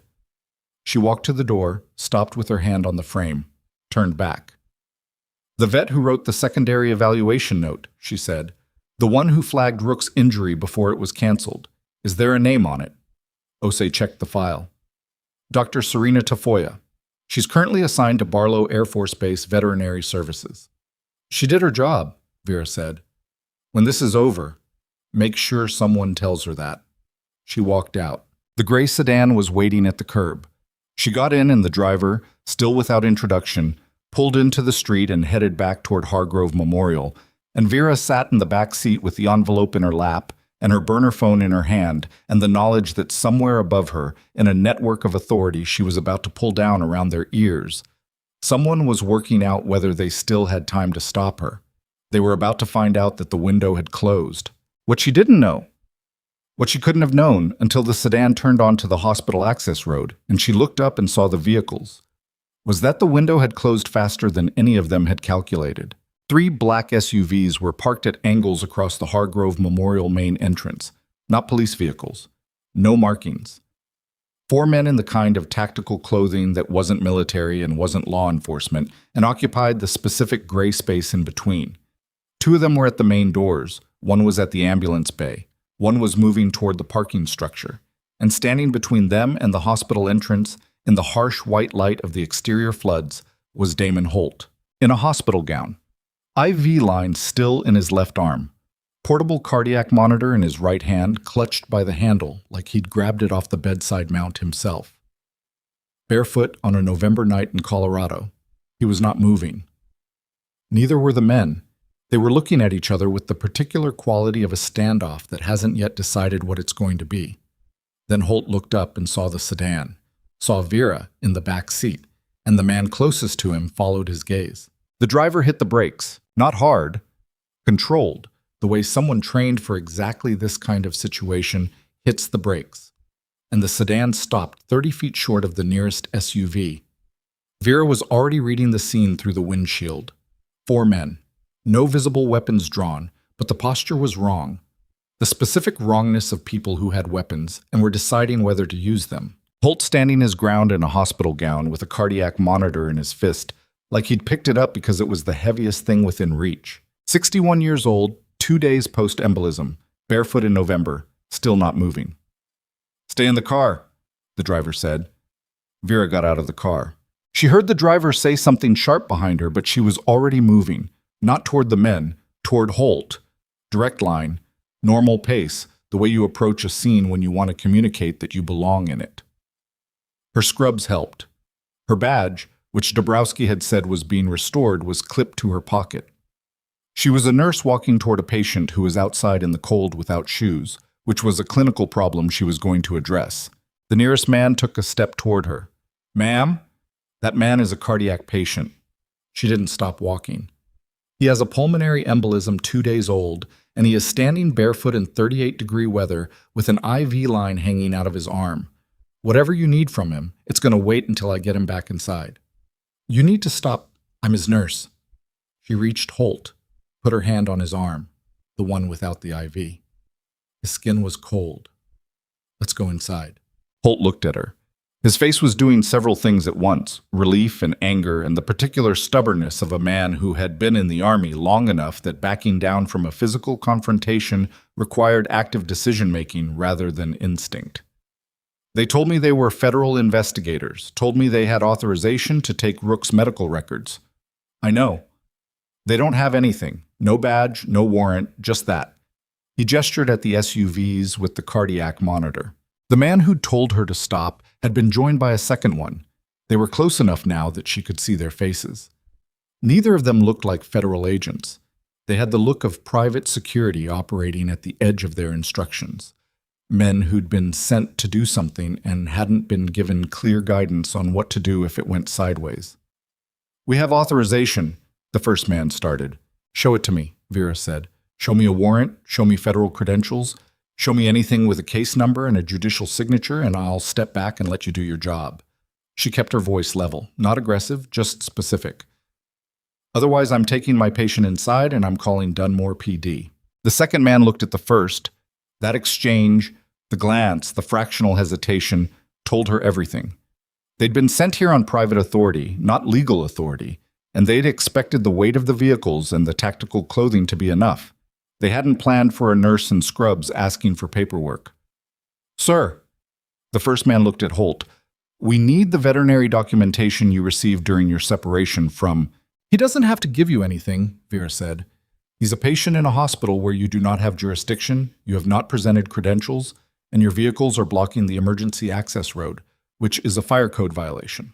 She pulled out her burner phone. "I'm calling this in now." She dialed 911. Not Dabrowski, not the field office. Dunmore PD dispatch, because she needed witnesses and response time and the specific accountability that comes from a public record of who was where at what hour. The men looked at each other again. Then the one in the back, the one she'd nearly forgotten, standing at the ambulance bay entrance, spoke into a radio. She couldn't hear what he said. 30 seconds later, the man closest to her took a step back. "This isn't over," he said.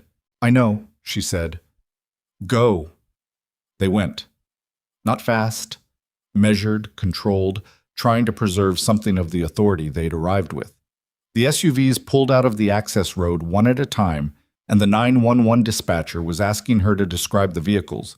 And she did, clearly and completely, plate numbers and all, while she walked Holt toward the hospital entrance with her hand still on his arm. The dispatch call was 3 minutes and 40 seconds long. She stayed on until they told her a unit would respond. She thanked them and hung up. Then she turned to Holt, who was walking beside her with the bearing of a man who had decided not to acknowledge that his feet were probably numb. "How did you know to come outside?" she asked. "Didn't. A night orderly. Kid named Fenwick or Fendrick or something came to my room and told me I had visitors at the main entrance with authorization to collect my belongings. Told me to come down." He paused. "I've been in the Army. I know what authorization looks like. That wasn't it." "So you walked out?" "Figured if I was already in the lobby, at least there'd be people around." She looked at him for a moment. "You grabbed a cardiac monitor."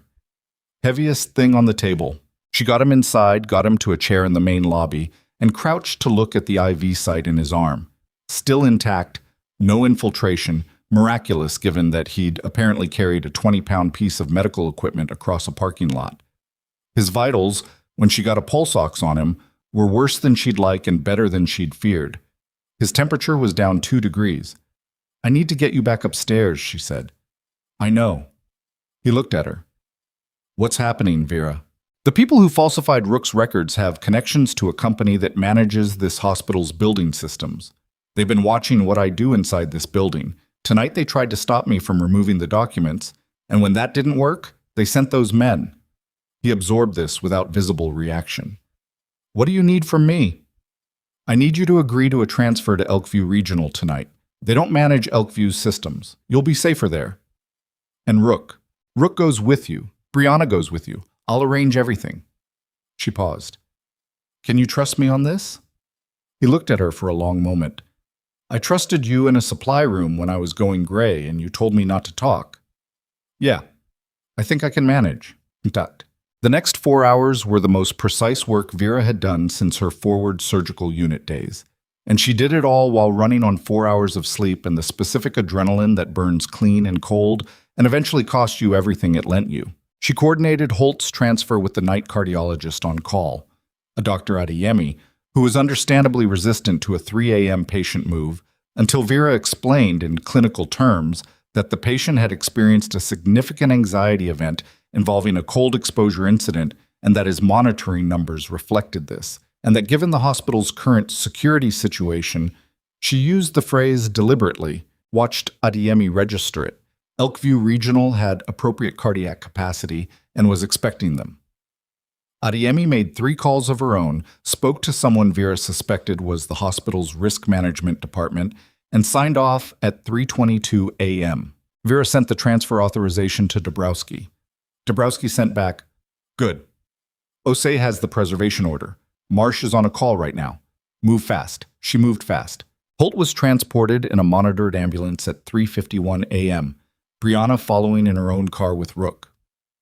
Vera watched the ambulance pull out of the bay and felt the particular relief of having done a concrete, physical thing in a situation that had increasingly felt like it existed only in documents and databases and the invisible architecture of institutional power. Then she went back inside and found that the Dunmore PD officers who had responded to her 911 call, 2 of them, younger than she expected, had made contact with Hargrove Memorial Security and were waiting to take her statement. She gave them a complete one.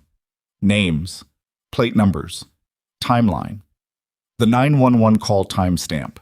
She said the men had attempted to access a patient's belongings without presenting credentials or legal authorization and that they had blocked the emergency access road. She said this clearly and factually and let the officers write it down because a police report was a public document and a public document was harder to classify than a federal investigation file. When they were done, one of the officers, his name tag said Ruiz, looked at her with the expression of someone who had more questions than he was going to ask at 4 a.m. "Is there more to this than what you've told us?" he said. "Yes," she said, "but it's above my pay grade to explain right now, and the people who can explain it are working on it." He nodded slowly. "You going to be safe tonight?" She thought about that. "I think so." "You want us to wait until you leave the building?" She looked at him. 26? Maybe 27. Doing his job with the limited information available to him at 4 in the morning. "Yeah," she said. "I'd appreciate that." But at 5:15 a.m., sitting in Dabrowski's field office with a terrible cup of vending machine coffee and the preserved physical documents in a federal evidence bag across the table, Vera's phone, the burner, received a message from Osei. Marsh filed. Emergency injunctive relief granted 4:47 a.m. Classification attempt blocked. Fort Callum warrant executing at 0700. She read it twice. Then she put the phone face down and picked up the coffee and drank it, even though it tasted like someone had described coffee to a machine that had never seen one. Dabrowski came in at 5:30, which meant she'd been somewhere making calls for the past hour. She sat across from Vera and looked at her with the concrete eyes. Classification attempt was made at 4:19 a.m., she said. Voss's office initiated it. It was blocked by Marsh's injunction with 28 minutes to spare. 28 minutes. Vera held that. "The Fort Callum warrant is executing at 7, she said. "Yes, and we're executing simultaneous preservation holds on Paragon's financial records and Caldwell Merritt's contracts division." She paused. "Voss's office has been notified of the injunction. At 4:50 a.m., his personal counsel called Marsh's office and demanded to know the evidentiary basis." "What did Marsh say?" "He said the evidentiary basis was sufficient and that General Voss should make himself available for interview." Dabrowski's expression didn't change, but something around the edges of it did. Voss's counsel said his client was unavailable. Marsh said that was noted. Vera looked at the evidence bag. "The undersecretary. His counsel was notified simultaneously. He has not yet responded." She folded her hands on the table. "That's the harder case. He has acquisition authority, an institutional cover, and a legal team that has been running interference on procurement investigations for 4 years.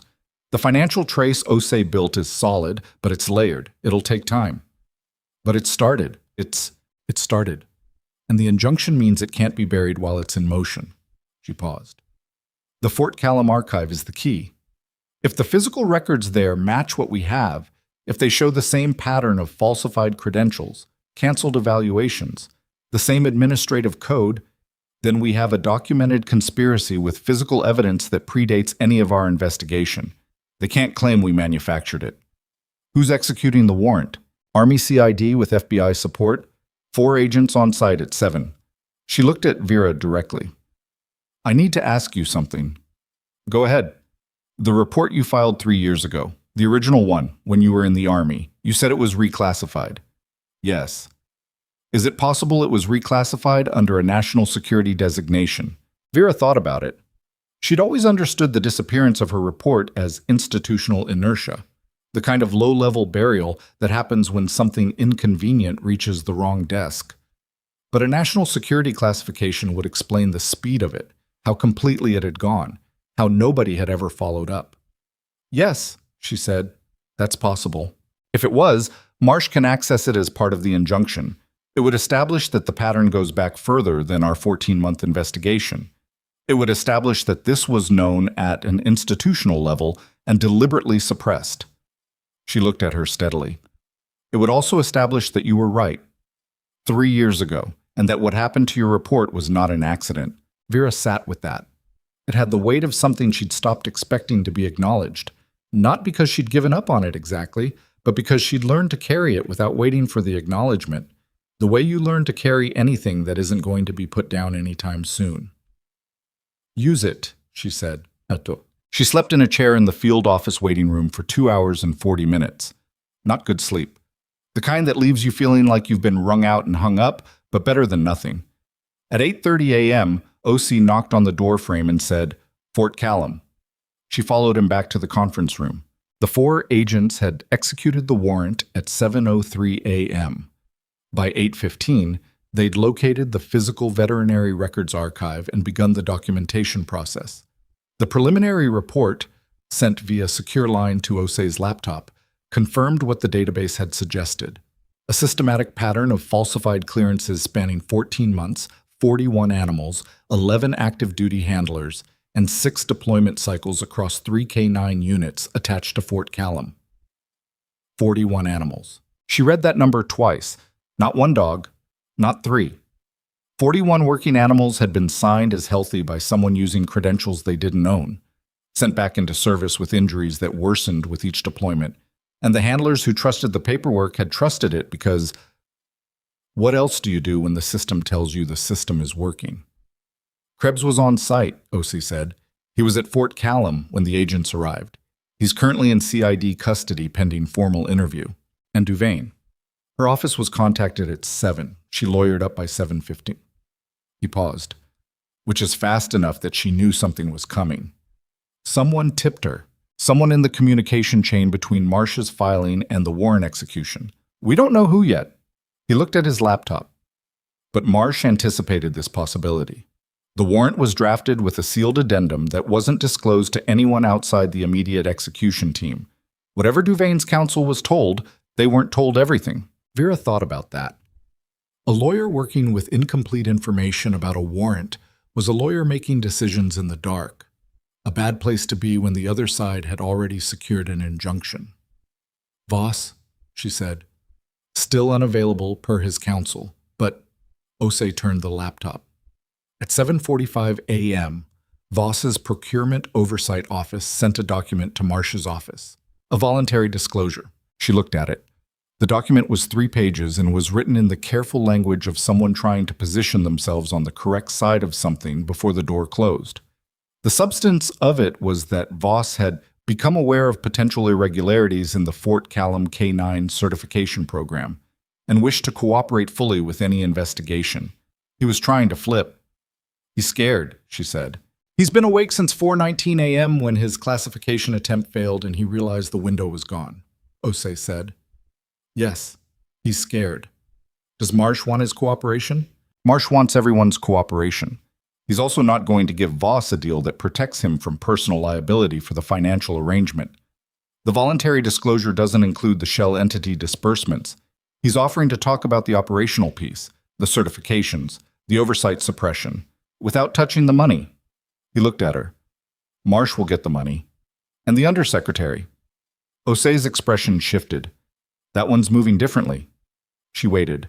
His counsel filed a motion this morning to quash the financial preservation hold, arguing executive privilege and national security sensitivity of his office's communications. A federal judge is reviewing it. He paused. "It's not going to hold.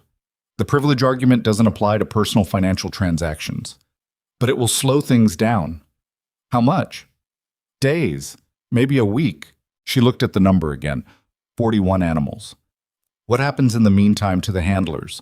The ones who were given falsified clearances and took their dogs back out? Marsh's office is coordinating with Army Legal to formally notify each of them. Their complaints, the ones that were archived, the ones that were suppressed, will be reinstated. He paused. The 3 who were formally disciplined for raising concerns. One of them was reassigned to Alaska. I know about that one, she said. What happens to him? His file gets reviewed. His reassignment gets reversed if it's found to be retaliatory. He looked at her. These things take time, Vera.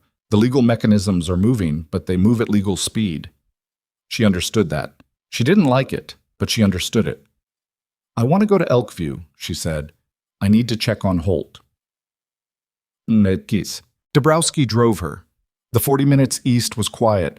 Gray Colorado morning, the kind of overcast that sits on the mountains like a lid. The highway mostly empty in the wrong direction of commuter traffic. The report you filed, Dabrowski said about 20 minutes in.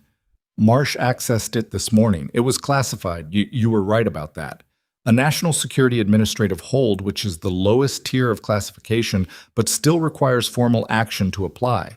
It was applied 6 days after you filed it. 6 days. Someone had read it, flagged it, and decided within 6 days that the correct response was to make it disappear. The classification was authorized by Voss's predecessor in the Oversight Office, Dabrowski said. A man who retired 4 years ago with a very comfortable pension and currently serves on the board of a defense logistics company that has a history of subcontracting relationships with Caldwell Merritt. The shape of the thing. The full shape of it, finally. How long? Vera said. Not angry, just asking. How long has this been going on? Based on what we're finding in the Fort Callum archive, the systematic falsification started about 18 months ago. But the oversight structure that allowed it, the relationships, the financial arrangements, the methodology of using separated personnel credentials, we're seeing indicators that go back 6 years. 6 years. 2 years before she'd filed her original report, which meant she'd filed her report into a system that was already structured to absorb and neutralize exactly what she'd found. I wasn't the first, she said. No, but your report was the most complete, the most specific, which is probably why it was classified rather than simply archived. Dabrowski kept her eyes on the road. They took it seriously enough to make it disappear properly. She sat with that for a minute. Outside the window, the landscape was doing something cold and spare and honest, the way Colorado does in November. Rook's injury, she said. Did Aldana give you anything on the other animals? He's working with the CID team now.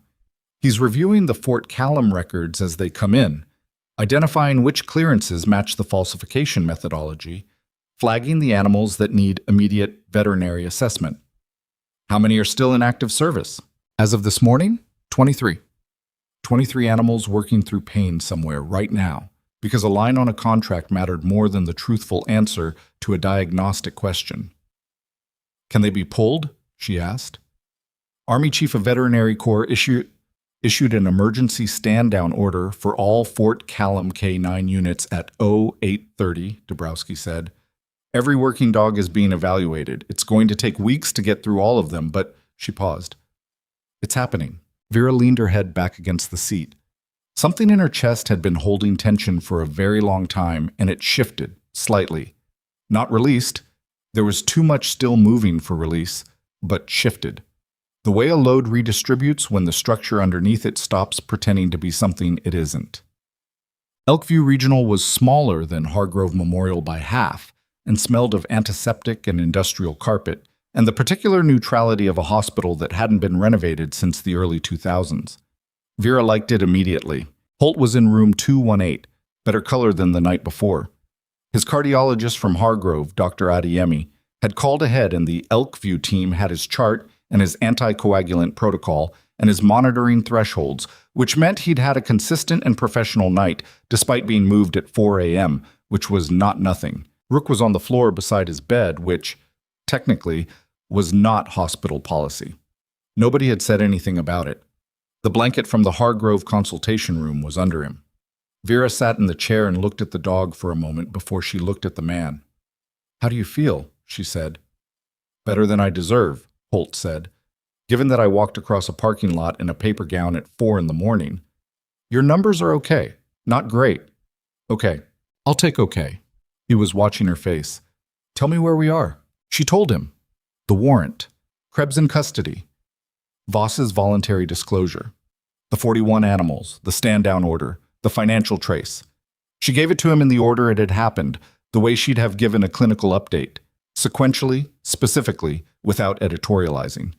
He listened the way he'd been listening since the first night, with the disciplined attention of someone who has learned to receive information about bad situations without collapsing under it. When she was done, he was quiet for a moment. His hand was resting on the bed rail. Below, Rook's ears moved. 41 dogs, he said. Yes. And Krebs? He was the primary vet signing them. Him and Duvain. Duvain countersigned. I know Krebs. He said it the same way Aldana had said it, the same specific quality of betrayal. Not explosive, just heavy. I don't know him well, but I know him well enough to know better. He paused. What happens to him? Criminal charges, fraud, falsification of military records, possibly more depending on what CID finds in the physical archive. She paused. He'll be separated from the army pending the outcome. He should have thought about that before he signed his name to a lie. He didn't say it with heat, just as a fact. Yes. Holt looked at the wall, then at Rook, then at her. You filed a report about this 3 years ago. Yes. And they buried it. Yes. He held her gaze. That's a long time to carry something. It is, she agreed. Rook shifted on his blanket, looked up at her with the steady, evaluative attention she'd gotten from him since the first moment in the ER bay. She reached down and put her hand on his head, flat-palmed, still, and felt the warmth of him against her palm. He needs imaging, she said. Lumbar MRI, specifically. We know there's an injury, we don't know the extent yet. There's a veterinary surgical specialist in Denver, a Dr. Obasi, who works with working dogs specifically. I'd want her to review the imaging before anyone talks about intervention. Can we get that set up? I'll make the calls today. Holt nodded. He looked tired in the way of someone who has been awake for the emotional equivalent of much longer than the physical hours would suggest. Vera. Yeah. Thank you for not... He stopped, tried again. For not treating him like he was just a dog. From the beginning. She looked at Rook. He's not just a dog, she said. Rook exhaled slowly through his nose and put his head back down on the blanket. At 11:40 a.m., Osei called. She was in the Elkview parking lot, standing in the weak November sun with her coat. Someone had retrieved it from her Hargrove locker. She didn't ask how. And the cold moving in from the mountains in a way that promised snow before evening. The Fort Callum archive, Osei said. CID found a secondary file cache. She went still. What kind? Internal communications. Emails and memos between Krebs, Duvain, and a third party who wasn't in our original picture. A pause. A logistics coordinator at Paragon Operational Systems named Marcus Tull. He's been the operational interface between the contract company and the falsification program. He's the one who flagged which units were approaching threshold, which triggered which dogs needed to be cleared. The mechanism, the part they'd been missing. How Paragon's contract needs translated into specific animals being falsely certified. Tull's been coordinating it, she said. For 14 months, yes. And his communications go up. Not just to Paragon executive level. There are forwarded summaries, Volk, stripped of the operational details, framed as readiness reports, that were sent to Caldwell Merritt's Government Relations Division. Which means Caldwell Merritt's leadership knew. Their government relations director, a woman named Sylvia Portman, received 14 of these summaries over the course of the program. She forwarded 3 of them to the Undersecretary's office. There it was, the direct line from the contract floor to the Undersecretary's desk. That's the link, she said. That's the link. Osei's voice was controlled, but she could hear something underneath it. Not excitement exactly, more like the specific satisfaction of a long equation resolving. Marsh is filing supplemental charges this afternoon. Tull, Portman, and the Undersecretary's office is officially under criminal referral.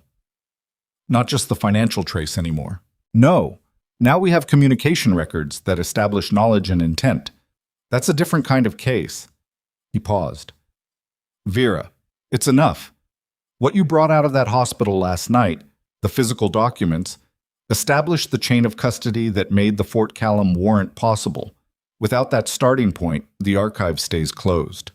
She looked at the mountains, gray and cold and enormous in the way that mountains are when you've been inside buildings for too long.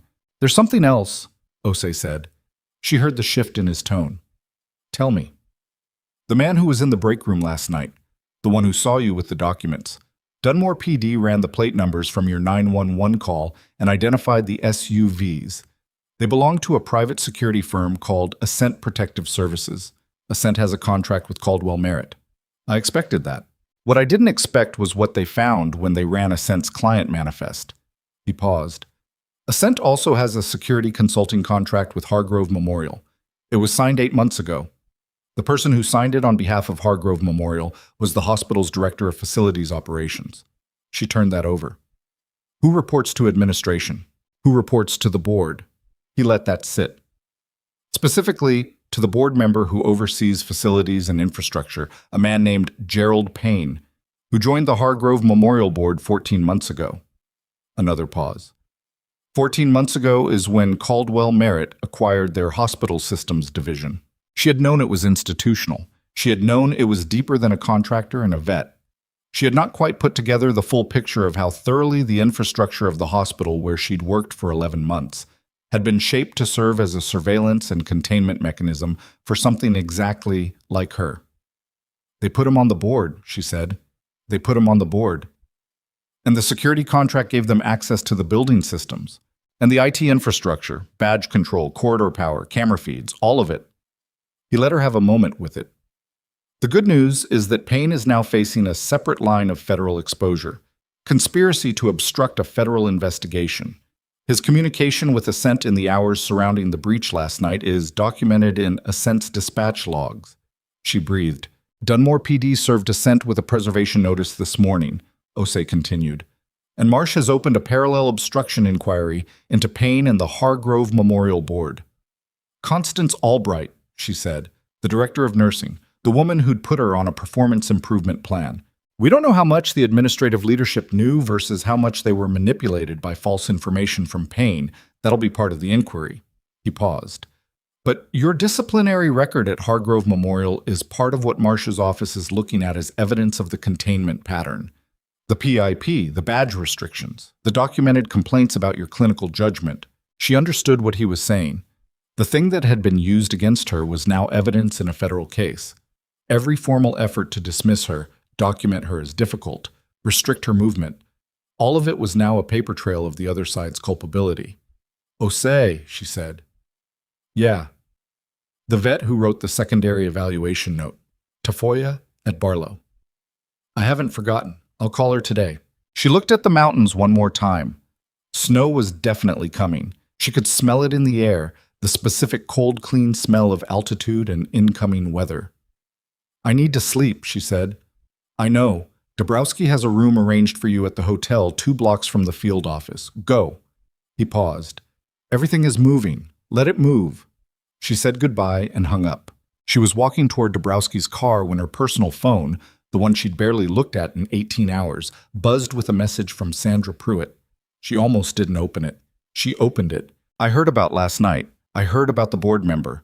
I don't have words for how I feel about what was being done in this building. A pause in the message thread. The ellipsis of someone thinking about what to say next, then saying it anyway. I should have pushed harder. I knew something was wrong with how hard they were pushing back on you, and I didn't push hard enough. I'm sorry for that. Vera stood beside the car and read it twice. Sandra Pruitt had been in that PIP meeting, had watched Albright deliver the formal reprimand, and had sat beside Todd Fenwick and said almost nothing, and Vera had read her correctly as a woman who was choosing institutional safety over a harder stand. She'd been right. She'd also, apparently, been wrong about whether that was permanent. She typed back, "You told me what you could when you could. That mattered." Then she got in the car. Dabrowski was watching her without asking anything, which was one of her better qualities. "Hotel," Vera said. "Hotel," Dabrowski agreed and pulled out. They were 2 miles down the road when the message came in on the burner. Not from Osei, not from Dabrowski, but from a number she'd never seen before. No contact name. The timestamp showing it had been sent 40 minutes ago and had been waiting in a cell signal dead zone until now. She opened it. "This is Elliot Marsh. We need to meet today. I've reviewed everything you brought out of Hargrove Memorial. The evidence is sufficient. We're ready to move simultaneously on all primary targets." A line break. "There's also something in the Fort Callum archive you need to see before we do. It concerns you directly. I need you to understand what we found before I file, because once I file, it becomes public record and you won't have the option of seeing it privately first." She read it twice. The thing in the archive that concerned her directly. She thought about her report, the original one, the one that had been classified. She thought about what Dabrowski had said, that it had been classified 6 days after she filed it by a predecessor in the oversight office. She thought about what it would mean if they'd found more than just the classification order. If there was documentation of a decision, a specific, deliberate, official decision about what to do about a 28-year-old Army medic who had noticed something she wasn't supposed to notice. She typed back, "Tell me where." The response came immediately, as if he'd been watching for it. "Not the field office. Neutral ground. There's a place called Kellerman's on the east side of Dunmore. Diner. Brown awning. 1 hour." She looked at the message for a moment. Then she looked at the mountains through the windshield. "Dabrowski," she said. "I saw it," Dabrowski said. She hadn't looked at Vera's phone, which meant she had her own line to Marsh, or she'd been expecting this, or both. "You know what's in the archive." A pause. Long enough to mean yes. "You need to hear it from him," Dabrowski said. "It should come from him." Vera looked at the road ahead, the gray light, the coming snow. "Take me to Kellerman's," she said. Kellerman's had brown booths and a counter with spinning stools and the particular smell of a diner that had been making the same menu since before either of them was born. Vera got there 4 minutes early because she always got places early, and she sat in the booth farthest from the door with her back to the wall, which was a habit from a different life that she'd never fully unlearned. Elliot Marsh arrived 2 minutes after her. He was younger than she'd expected, early 40s perhaps, with the kind of face that had been serious for long enough that it had settled into something permanent. He wore a dark coat and carried nothing except his phone, which he put face down on the table when he sat across from her, a gesture she read as deliberate. He wanted her to know he wasn't recording this. He ordered coffee. She already had tea she wasn't drinking. "Thank you for coming," he said. "You said it was urgent." "It is."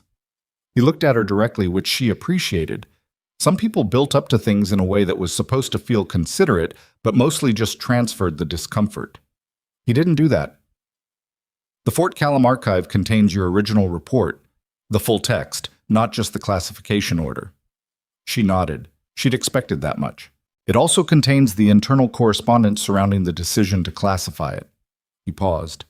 14 emails over 6 days, between the Oversight Office, a legal advisor in the Judge Advocate General's office, and one additional party. Who? At the time, a Colonel Reginald Farr. He was the commanding officer of the K-9 unit you were attached to during your second deployment. She sat with that. She'd known Farr. Not well, he was command level, she was a medic. But she'd been in his briefings. He'd seemed competent, fair even, by the limited standard of what fair meant in that environment. "He recommended the classification," she said. Not a question. He initiated the request. His email, the first one, sent the morning after you filed, said that the report represented a, quote, credible but premature assessment by a junior service member that could cause significant programmatic disruption if escalated without proper vetting. Marsh kept his voice even, which she understood as professional courtesy. He recommended it be classified pending internal review. The review was never completed. The classification was applied and the file was closed.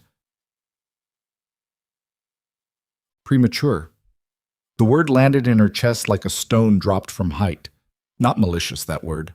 Paternalistic. The particular dismissal of someone who thinks they're being responsible when they're actually protecting a system from the inconvenience of being corrected by someone they've decided doesn't have the standing to correct it. He wasn't part of the financial scheme, she said. No. We've reviewed his subsequent career. He retired 3 years ago with a clean record. He doesn't appear to have benefited from the fraud in any way. Marsh looked at her. He made a judgment call about what was good for the program, and he made it wrong, and your report disappeared because of it. That's different from Voss and Krebs, but it's not nothing. No, she agreed. It's not nothing. Outside the diner window, the first snow of the morning was beginning. Not dramatic, just the first quiet flakes finding the cold air and deciding to stay. Is Farr being held accountable? She asked. He's being interviewed. What exposure he has depends on what his counsel argues and what the JAG office decides about the classification decision itself. The chain of events that followed, the fraud, the animals, the handlers, he didn't author those, but the classification created the cover that allowed them to develop. Marsh looked at her steadily. That's something a court will have to weigh. She thought about that. The weight of a wrong decision made without malice, and whether the absence of malice was the same as the absence of consequence. She didn't have a clean answer. She'd stopped expecting clean answers around the time she was 28. You said I needed to hear this before you filed, she said. Why? Because when I filed this afternoon, your original report becomes part of the public record. Your name is on it. The classification becomes a documented act of institutional suppression with your name attached. He paused. Some people in your position have found that difficult. Seeing the confirmation of something they'd been carrying privately for years suddenly become a public document. She thought about it. 3 years of carrying a report that had disappeared and wondering whether she'd overreached, whether she'd imagined the significance of what she'd found, whether the system had been right to look past her. 3 years of telling herself to move forward without ever quite being able to put it down. I spent 3 years, she said slowly, wondering if I'd been wrong. You weren't. I know that now? She looked at her tea. It still took 3 years. She looked back at him. File it, everything, all of it. I want every page of it public. Marsh nodded. Something in his posture settled, like he'd been prepared to make an argument he no longer needed to make. There's one more thing. She waited. As part of the injunctive relief and the supplemental filings, I'm requesting a formal review of your separation from the Army. If the separation was influenced, directly or indirectly, by the classification of your report or by any actor within the oversight chain, it may constitute an improper discharge under the Military Whistleblower Protection Act. She hadn't thought about it that way. She'd always understood her separation as the passive casualty of her report disappearing, not a targeted action, just the natural consequence of being inconvenient in an institution that had decided to forget her. But if the classification was deliberate suppression, and if her separation had followed too cleanly after it, I'll need you to provide a complete account of your separation process, Marsh said. Timeline, interactions, the specific language used when you were counseled out. My office will compare it against the classification timeline. All right, she said. This takes time. The review alone could be 6 months. I understand. But if it establishes what I think it will... He stopped. You did the right thing 3 years ago. The system failed you. If the law provides a mechanism to formally acknowledge that, I intend to use it. She looked at him for a moment. She'd met enough people in official positions to know the difference between someone who said things like that as professional patter and someone who meant them as a statement of purpose. He meant it. Thank you, she said. He drank his coffee. She drank her tea. The snow outside was thickening slightly, the way early snow does before it decides whether it's committed. File it, she said again. Today. Today, he confirmed. Well, he filed at 2:47 p.m.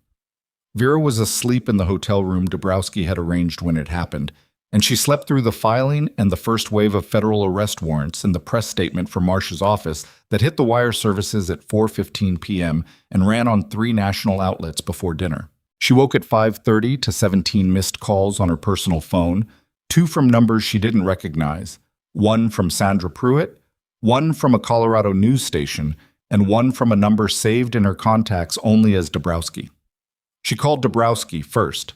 It's moving, Dabrowski said.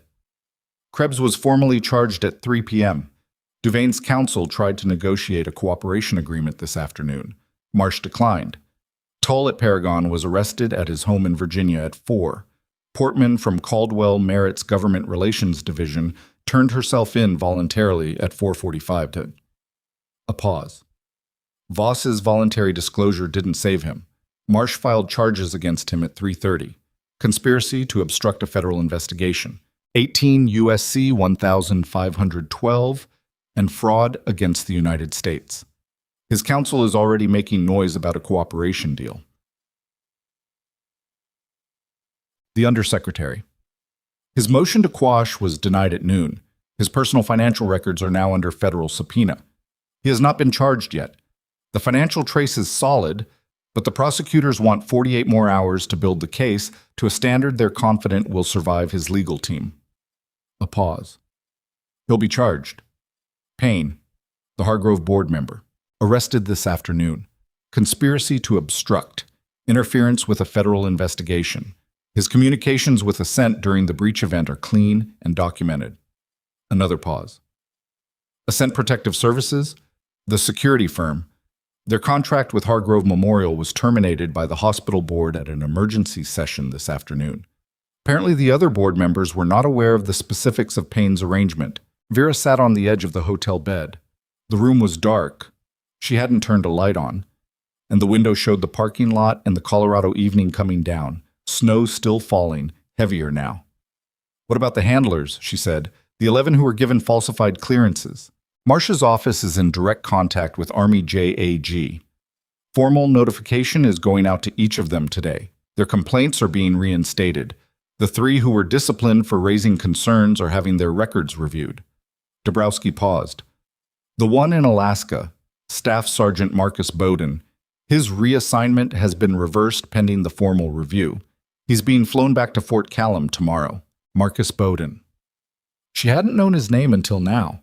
A man who'd done exactly what she'd done, raised his hand in an institution that had decided the most efficient response was to move him to somewhere very cold and very far away.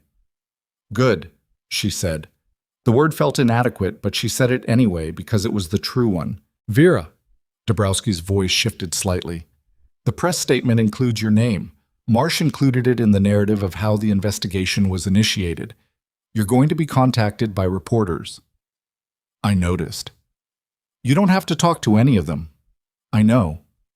But if you want to, and I'm not advising either direction, this is genuinely your call. Marsh's office can help you manage the process so you're not doing 17 interviews in a parking lot." She looked at the missed calls, the Colorado news station, the unknown numbers. "I'll think about it," she said. "Get something to eat first.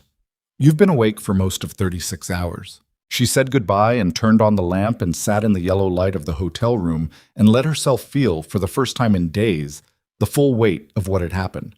Not with drama. She wasn't built for drama, had never had the patience for it. Just with the quiet, honest accounting of a person sitting alone in a room with everything that had occurred. She had been right 3 years ago. She had been dismissed and moved aside, and she had carried it without putting it down. And she had moved from city to city and hospital to hospital, doing her job with the particular precision of someone who has learned that doing your job well is the only control available when the larger system is not working in your favor. And then a dog had walked into an emergency bay and chosen the only person in the room paying close enough attention, and the thread she'd been holding for 3 years had finally connected to the thing it had always been connected to. And now the thing was coming apart at every seam simultaneously. She thought about the 41 animals, the number that had hit her hardest, harder than the money or the bureaucratic fraud or even the institutional suppression of her report. 41 working animals carrying injuries they shouldn't have been carrying because someone had decided the math of a contract mattered more than the truth of a medical evaluation. There was something in that specific cruelty, the denial of a basic medical fact to an animal that had no capacity to advocate for itself, that reached past all the legal and institutional complexity and landed somewhere direct and uncomplicated. It was wrong, simply, clearly, without qualification wrong. And the people who had done it had known it was wrong and done it anyway, which was a different category of moral failure than the ones who'd looked the other way.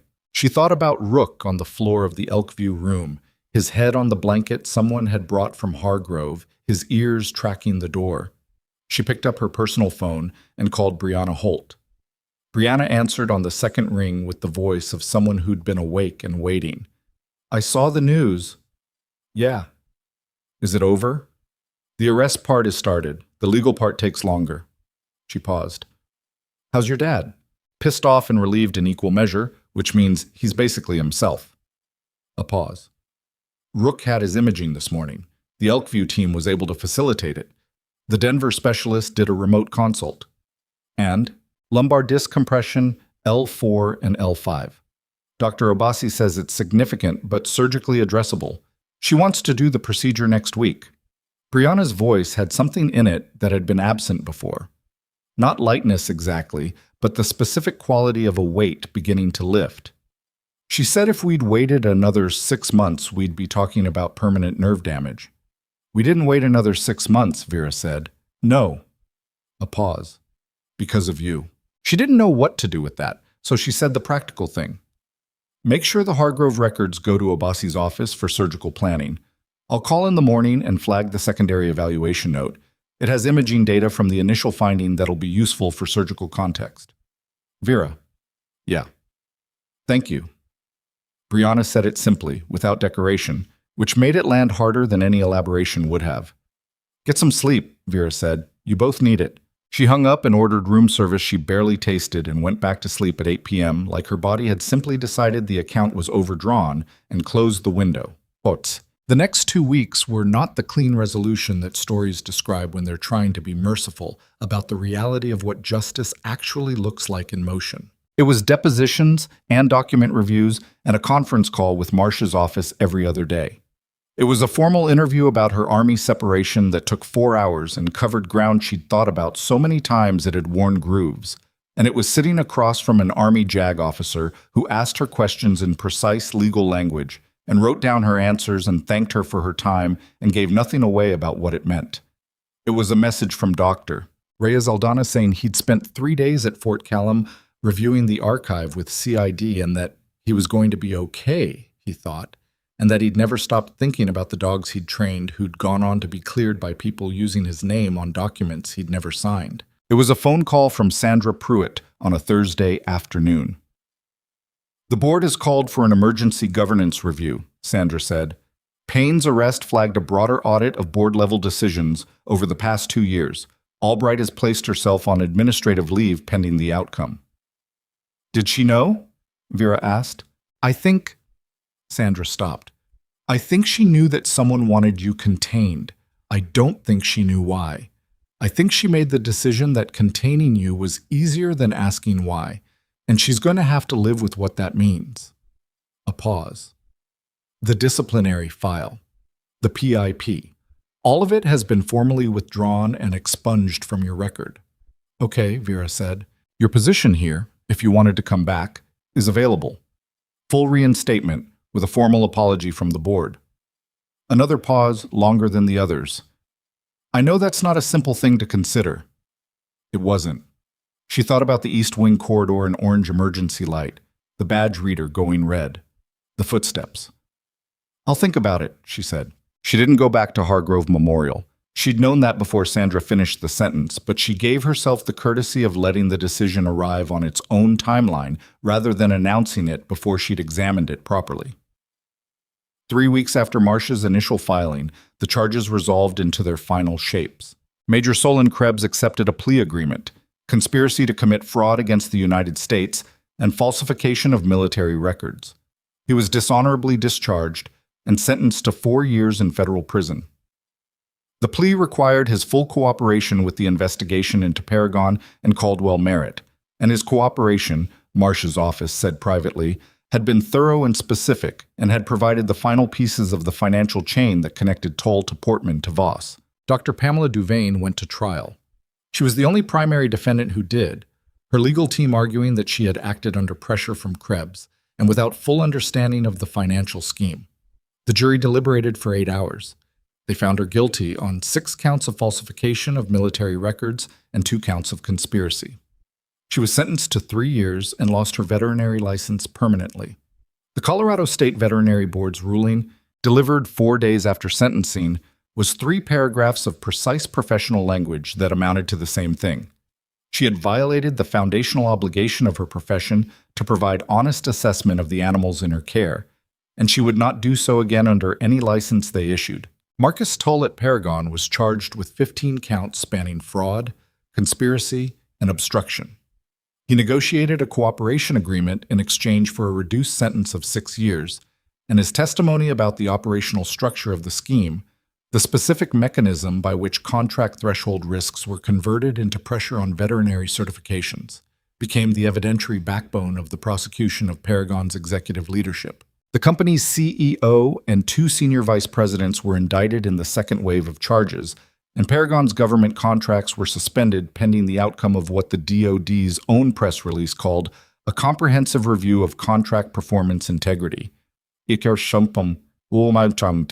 Sylvia Portman, the Caldwell Merritt Government Relations Director, received 4 years.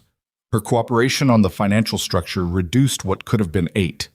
She provided the email chain connecting her office to Voss and Voss's counsel, watching the case build against his client from 3 directions simultaneously, stopped making noise about a cooperation agreement and began making noise about something more substantial. Brigadier General Harlan Voss, retired, entered a guilty plea 7 weeks after the initial filing.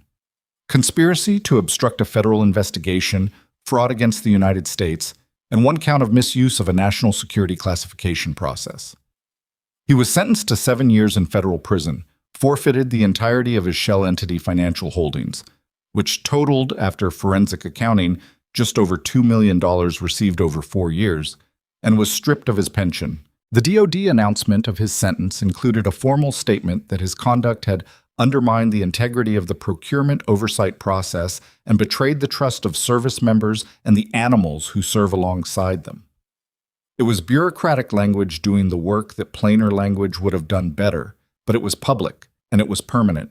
Gerald Payne, the Hargrove Memorial Board member and Caldwell Merritt instrument, received 2 years for conspiracy to obstruct and was removed from every board position he held, which numbered 4.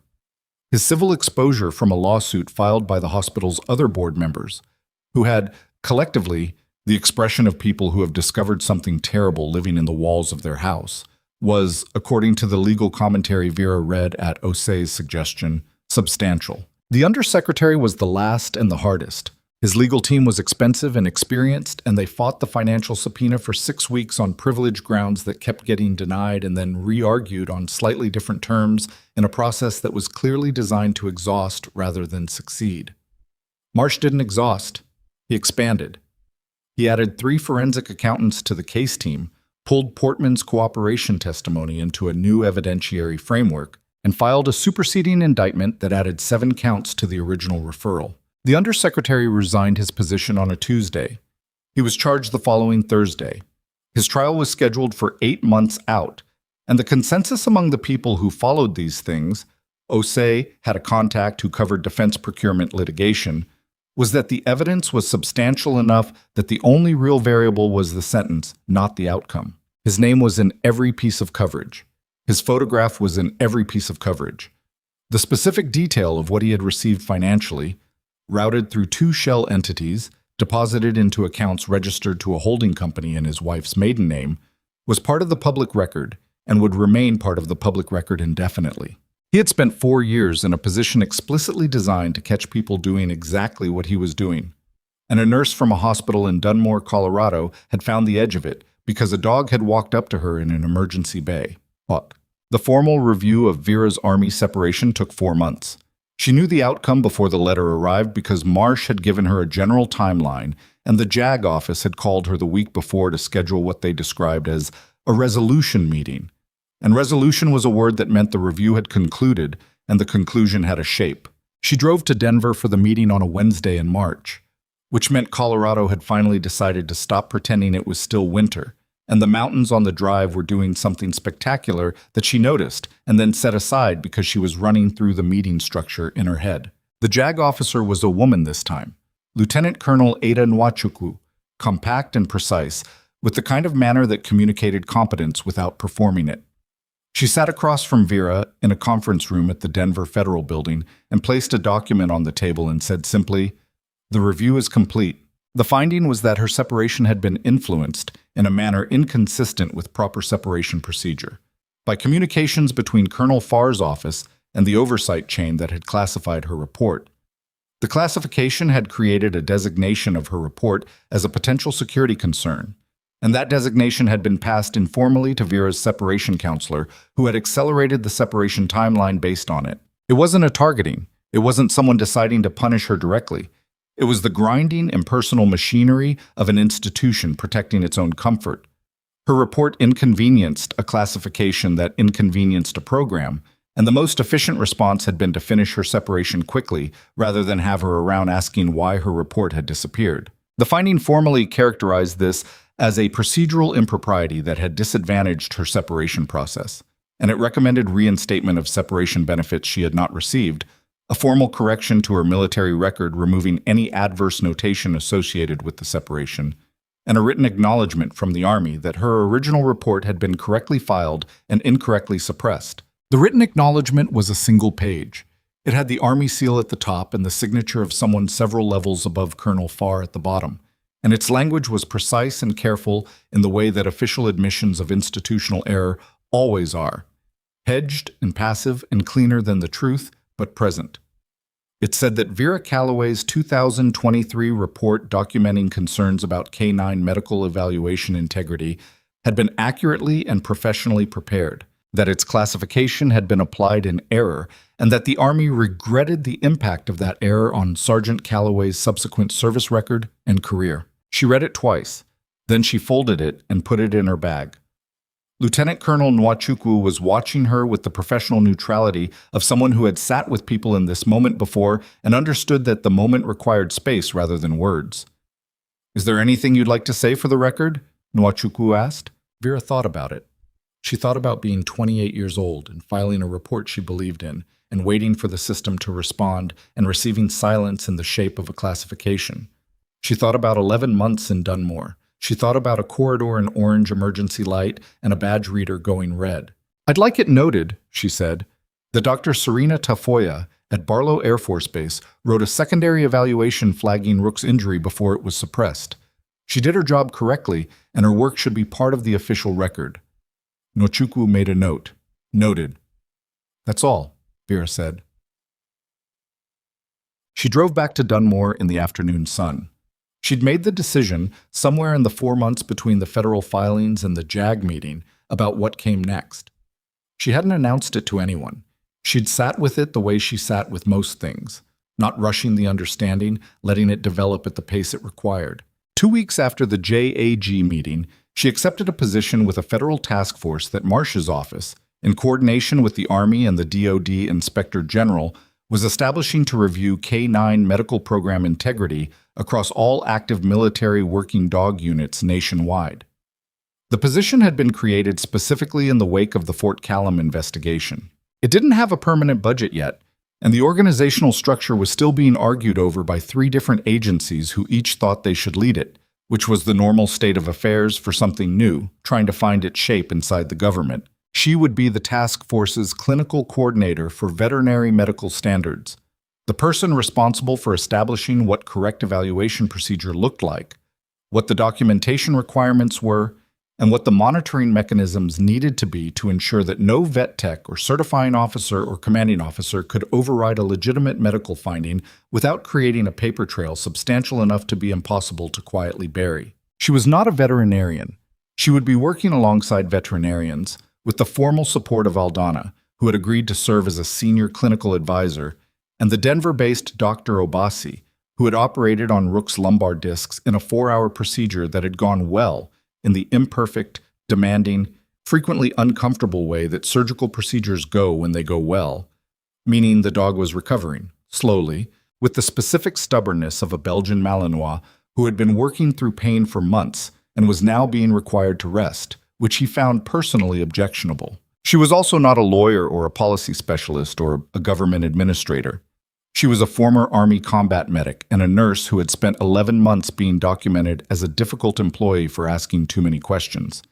and she was going to spend the foreseeable future in rooms full of people who had significant institutional authority, making sure the questions got asked and the answers got written down somewhere that mattered. It wasn't a clean job. It wasn't a prestigious title. The pay was federal pay, which was the federal pay, and she would spend substantial portions of her working life in meetings that felt like they were moving backward. She knew all of this. She took the job because 41 animals had been working through pain, because nobody had put a strong enough structure between the financial pressure and the medical truth, and she knew what that structure needed to look like, and somebody had to build it. She visited Damon Holt for the last time on a Thursday afternoon in late April, which was finally a Colorado spring. One of those days when the air felt like it had made a decision and the mountains were clear all the way to the snow line and everything smelled like something that had been closed for a long time was finally open.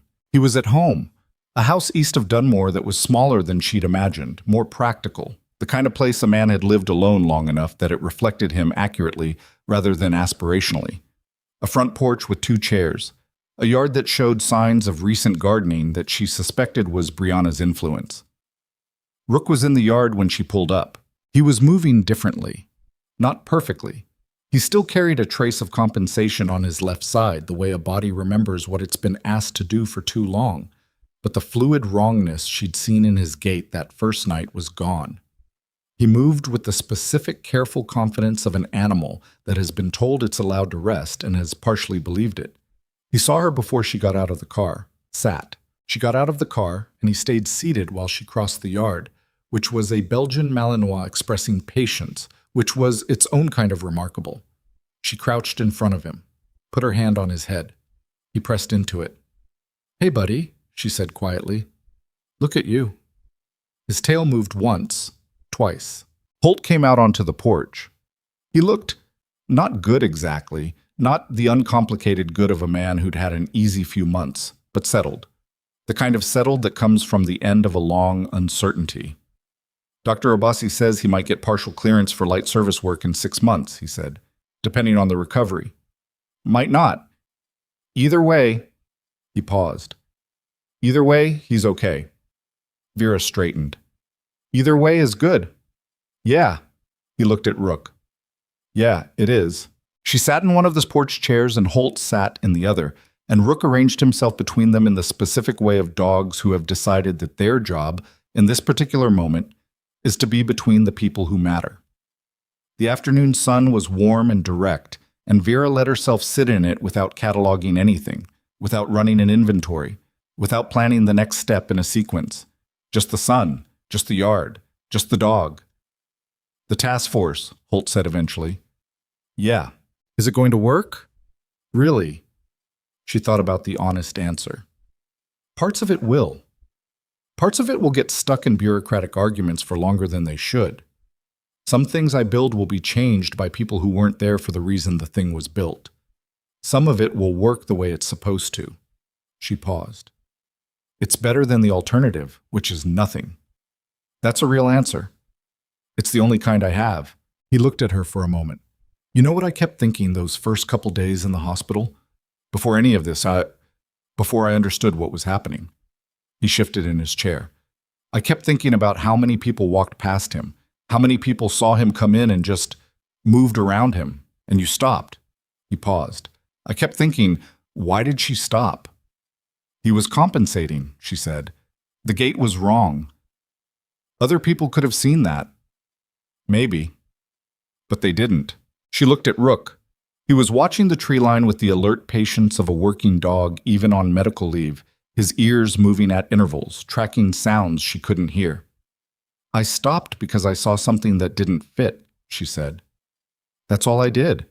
I saw something that didn't fit the story everyone else had already decided was true, and I looked at it instead of looking away." She paused. "That's not special. That's just paying attention. Most people don't." "No," she agreed. "They don't." Rook turned from the tree line and looked at her.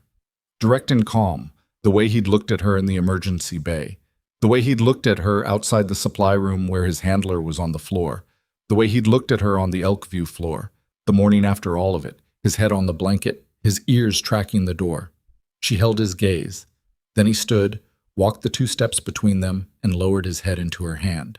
Not urgently, not with the focused intensity of an animal signaling something critical. Just his head in her hand, the weight of it, an acknowledgement. Holt watched. "I spent 30 years," he said quietly, "trusting the army, trusting the structure, trusting that if something was wrong, the system would catch it." He stopped. "And then I met you." "The system did catch it," she said, "eventually, because you made it." She thought about that, about the distance between a report filed correctly and a result delivered years later, and all the human decisions that had to line up in a specific sequence to close that distance. Nothing about it had been inevitable. If she'd been assigned to a different ER bay, if Rook had gone to a different handler, if Holt had collapsed somewhere other than a supply room, if Dabrowski hadn't left a door open 3 years ago that Vera had finally walked through, none of it guaranteed. All of it required someone at each step to stop and look at the thing that didn't fit and choose not to look away. "The system needs people inside it who won't stop asking," she said. "That's what I'm going to try to be." Holt nodded. He looked at Rook, still quiet in her hand. "He trusts you," he said. "He's never trusted anyone the way he trusted you that first night." "He trusted me to see what was true," she said. "I just tried not to let him down." Rook lifted his head from her hand, looked out at the yard, then at her, then out at the yard again, the way dogs do when they've finished one thing and are ready for whatever comes next. She stood, looked at the mountains. The world is full of things that are wrong in ways that are convenient to ignore.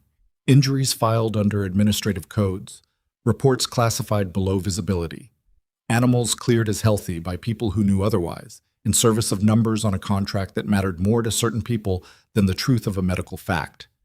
The wrongness persists not because people don't know. Most of the time, someone knows. The wrongness persists because knowing requires the next step, doing something with what you know, and that step costs something, and the cost is real, and the institution is usually very good at making the cost feel personal, even when the wrongness isn't. Vera had paid the cost.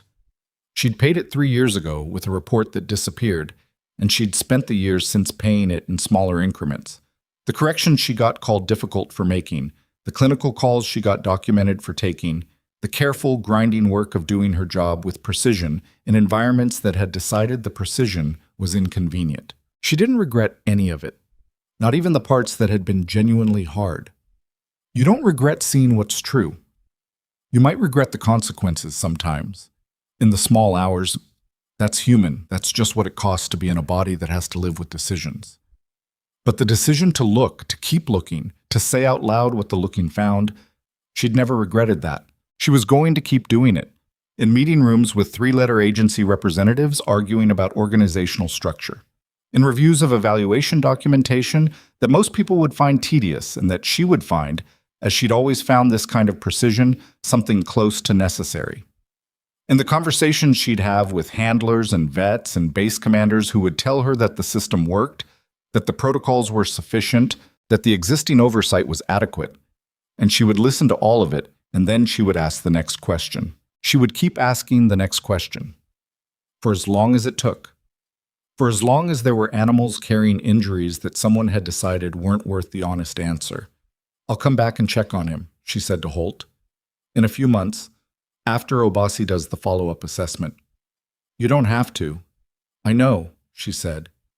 "I want to." She walked to her car, got in, drove toward the mountains and the road that would take her back toward Denver and the new office and the work that was waiting, imperfect and ongoing and necessary. In her rearview mirror, Rook watched her go from the yard, still sitting, patient and steady and present in the way of a dog who has decided his work here is done. She drove until he was out of sight. Then she drove a little faster, because there was work to do, and she'd already waited long enough. Some people spend their whole lives being told that the most dangerous thing they can be is the person who notices, who pays attention when the institution has already decided what story it's telling, who asks the next question when everyone else has accepted the answer, who sees a dog limping and doesn't walk past. The institutions that dismiss those people are counting on them staying dismissed. They're counting on the cost being high enough, the isolation being thorough enough, the documentation being comprehensive enough, The performance improvement plans and the badge restrictions and the classified reports and the reassignments to very cold places. That eventually the people who notice will decide that noticing isn't worth it. Vera Calloway was 34 years old, and she had been noticing her whole life, and she had not yet found a cost that was high enough. She hoped whoever needed to hear that, the person carrying a report that had gone quiet, the handler whose complaint had been archived, the vet tech who had written the true finding and watched someone else write over it, she hoped they heard it clearly. The ones who dismiss you are not the ones who decide what you're worth. They never were.